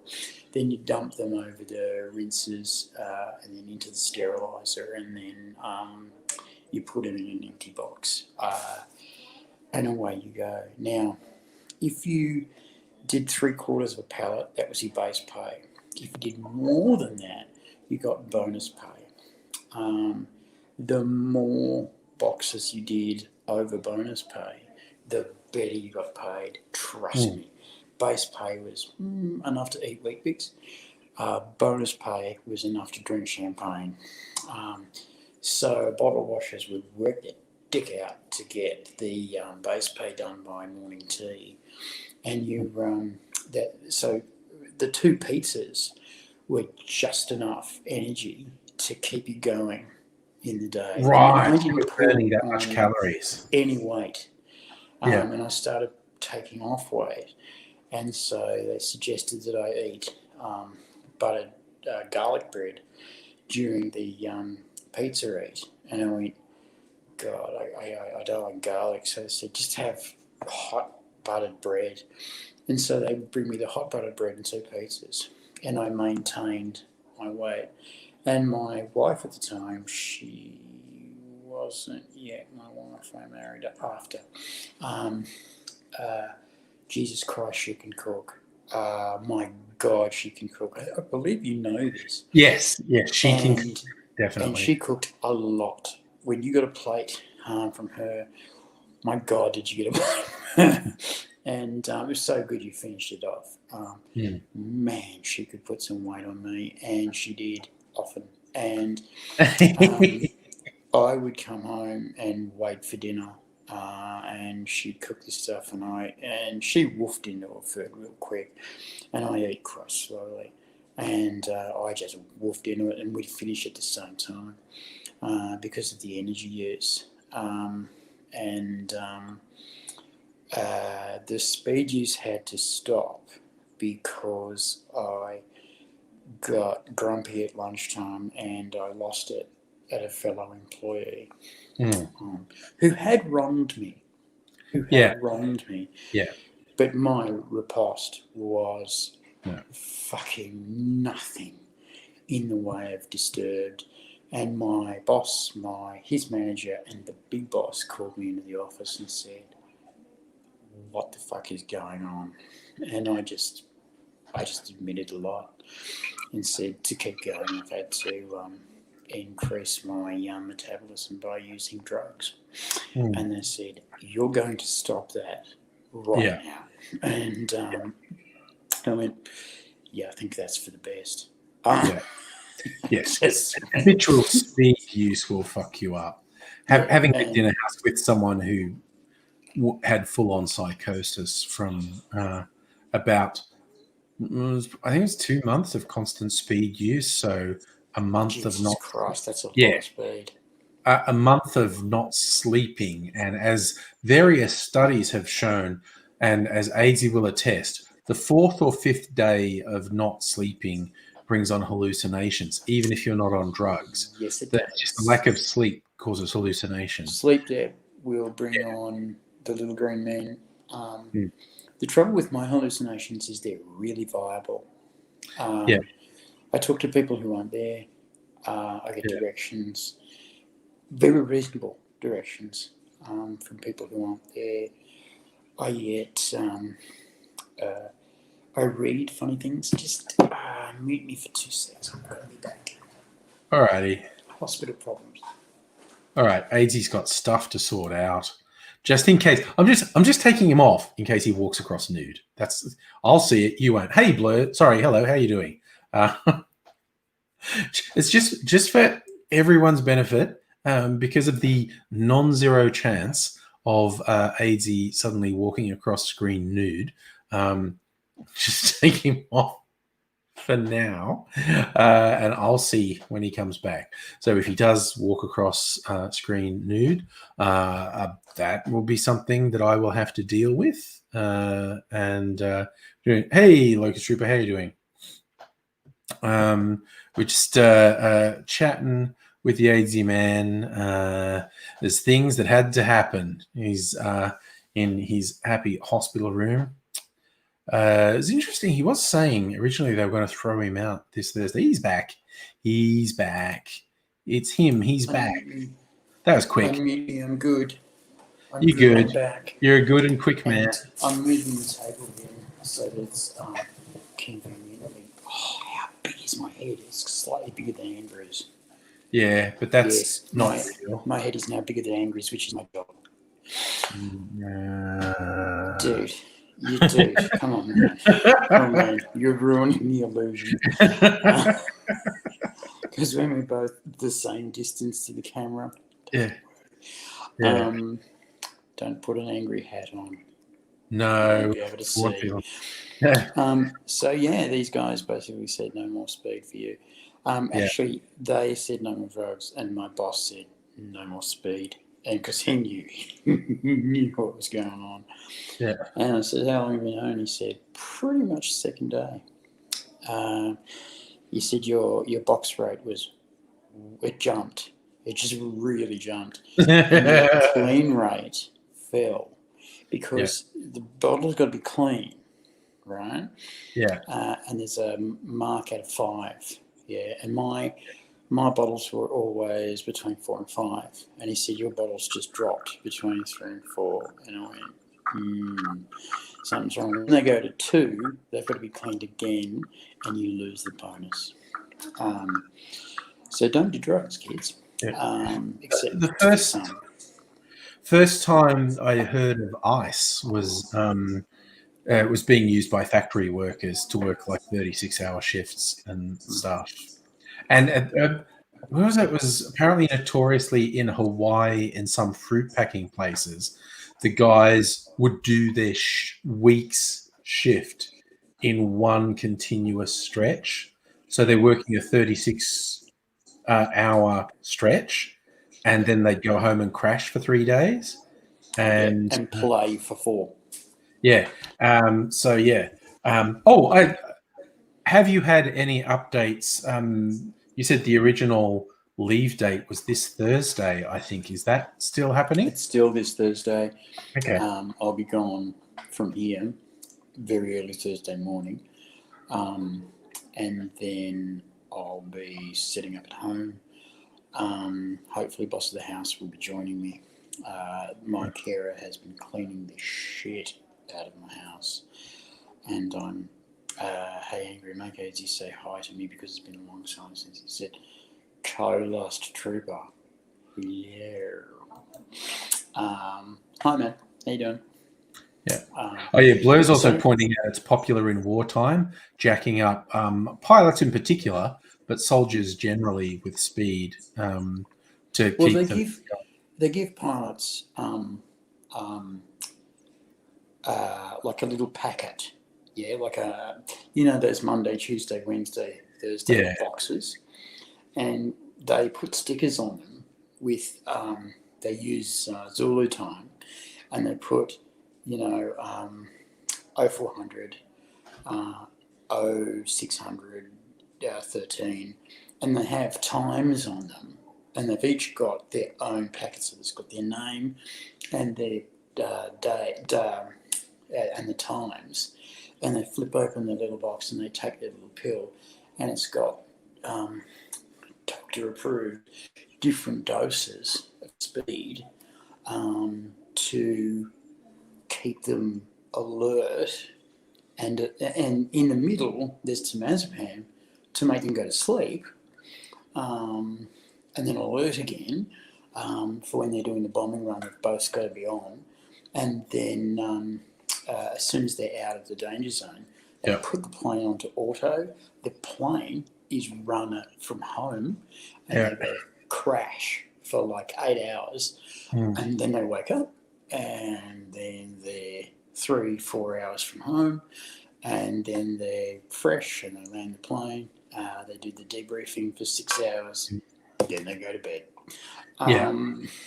And it's been so common that they're really having trouble with pilots who have 3 weeks off, because the pilots are going, getting a bit twitchy. And they're getting pilots going, can I come back to work early? No. I miss it. You can't. So instead of withdrawing the pilots, what they're doing is they're getting the pilots to come in once a week to get another box of Monday, Tuesday, Wednesday, Thursday. Which is fucking outrageous, but it's because they want to continue their unbroken record of not having B2 spirits fall out of the fucking sky. And they're $50 billion each. So getting a pilot stoned to drive the fucking thing is really not an issue. I'm not sure if you were hearing weird noises from my end then. I've been trying to get this ice to come out, and now it's like a beautiful, clear penis coming out. That reminds me of my issue. I'm just going to put this in something. I'm going to be off screen for a minute, but I can still hear you. Yes, I'm not going to rehash my issue when I first came to hospital. But when doctors take photos of your turd, that's something new. Also, when they discuss how they're going to clean up the tear in your anus, that's something new. Hey, I've got a bit of trivia for you. Trivia? Yes, a bit of trivia for you.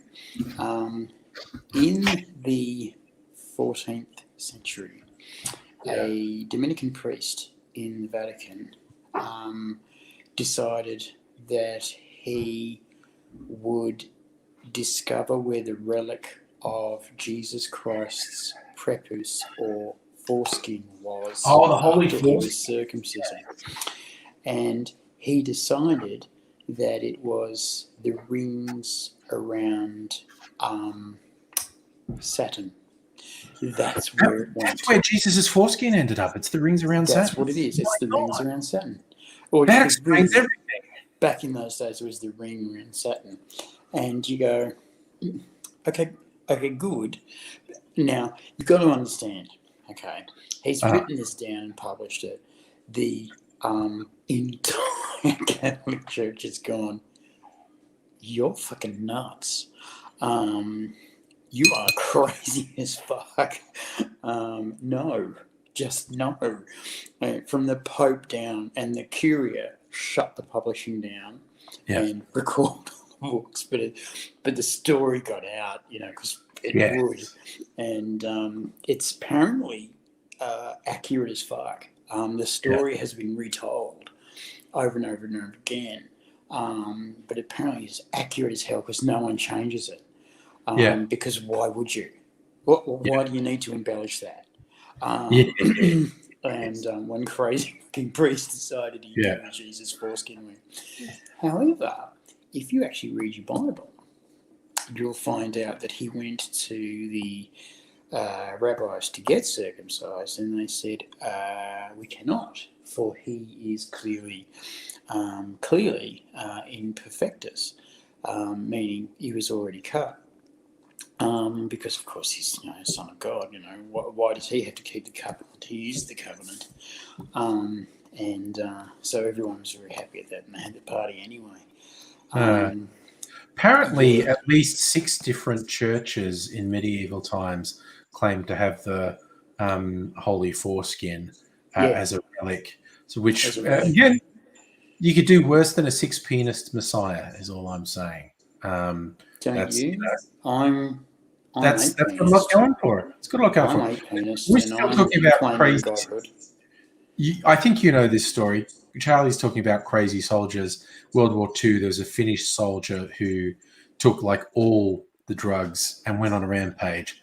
He was a Nazi, which meant he was actually killing Allied troops when he did it. But yes, he's quite famous for having gone on this rampage. Funny story about the Finnish, shot though. a whole bunch of people.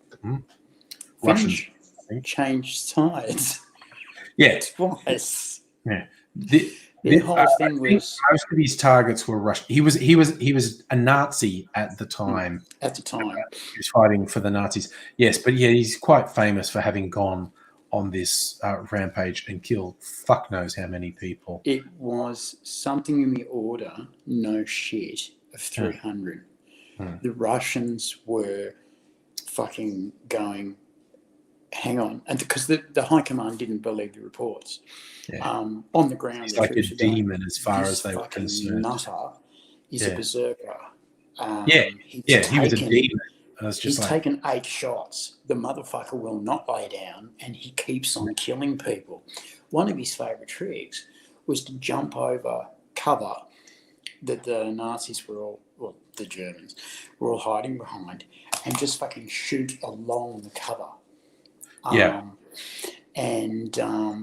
These guys are hiding behind shit. He jumps over the cover. I mean, they are fucking pumping bullets into him, going, Jesus, lay down, lay down. He jumps over the cover. They're exposed as fuck and in a line. So he's just pop, pop, pop, pop, pop, pop, pop, pop, lifting his gun up, just wiping motherfuckers out. The next cover along is going, fuck. They freaking move. Bad mistake. So he pops another clip in and then pops them one by one as they're running away. Apparently this it was an inordinate amount of people. It was like 300.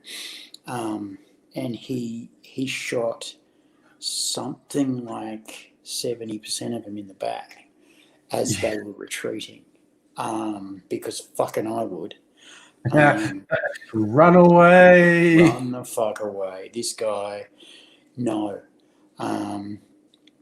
He was finally stopped by his commanding officer when he called for more ammunition support, because he was shooting everyone, running out of bullets, and he was calling for ammunition support. Now, everyone's been shot, so his team, his squad, would come with boxes and boxes of ammunition, and he would load himself up with pockets and pockets full of clips, get a new rifle because the barrel was hot. And he had like 4 or 5 rifles that he was rotating, and then bolt off and then shooting the Nazis. He went nuts because there was an SS squad there, and he was particularly keen. No. There wasn't an SS squad. There was a. He wasn't shooting Nazis. He was shooting Russians. There was a terror squad. The Russians had terror squads, and he was particularly against them because they liked to burn villages, rape women, and steal crops, letting the survivors starve. And he was dead unkeen. And they'd gone through quite a bit of territory and fucked up a lot of shit. And then the Nazis came and did the same thing from the other side. Finland, special place.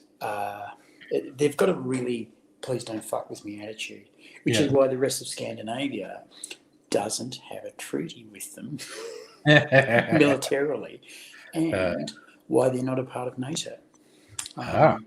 All of Scandinavia is a part of NATO, and Finland's not. Well, I'm actually going to go to bed now because it is bedtime. Okay. Do you want to give, although everyone else does know it, Locust Trooper was just asking why you're in hospital. Do you want to give the 15-second version of that, or just... Yes, I will. I'll just do a really quick version. I researched a lot of information about nitrous oxide. I thought it was safe. All information I researched said I did that because I didn't want to piss off boss of the house, because I had been lately at that time, and I went for the nitrous oxide, and for a long time it was a very good thing, but unfortunately with long-term use and fairly high use, it will actually damage your brain. And I had nervous trouble. I can't actually feel anything with my hands, and my legs stopped working. And I came into hospital because I kept on falling over and hurting myself, and I couldn't walk, and I was on the ground for 3 days.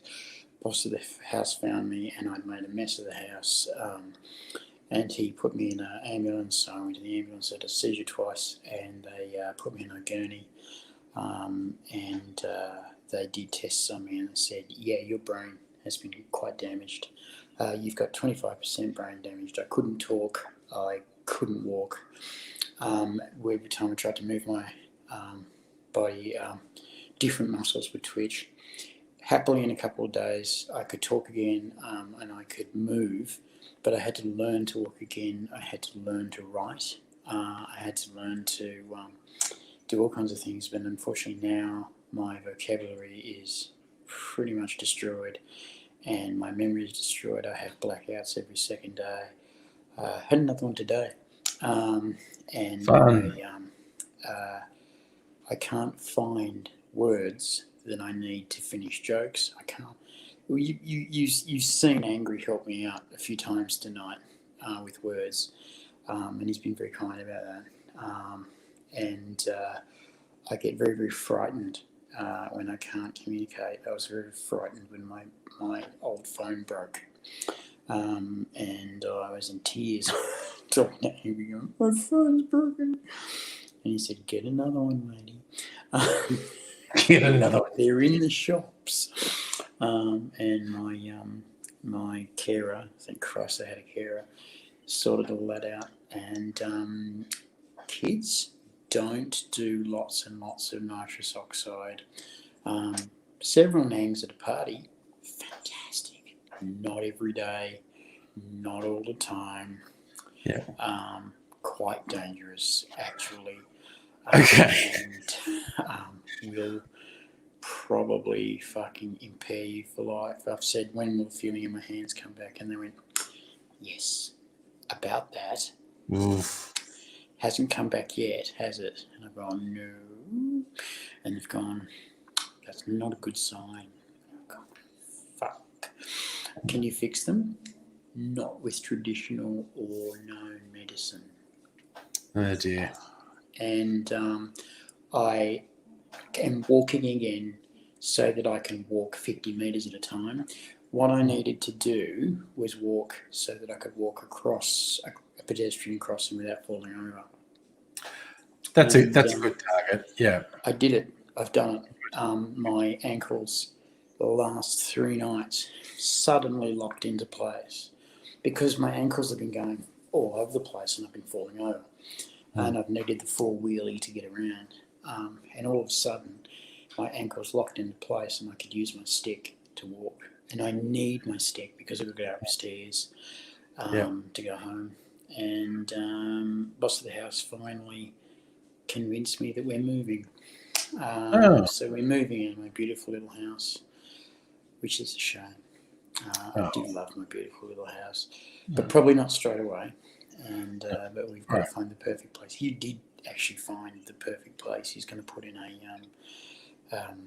a bed, and it might work out really, really well. It's really close to where we are. And I spewed when he said we're moving because I said I'm not fucking moving any further out of the city. And with the train so close and the tram so close, I just went, no, fuck that shit. And it actually looks like it's going to work out. Okay. Well, I'm going to leave you all there, and it being a school night, as the saying goes, I'm going to go to bed. That is the fastest version I've ever told of that, isn't it? It's good. It's good. All right. You find people take fare. Locust Trooper wants you to know you're a survivor and full of awe and whatnot. Everyone take good care of yourselves. Hope to see you again soon. Talk to you tomorrow, Angry. All right. Catch you later.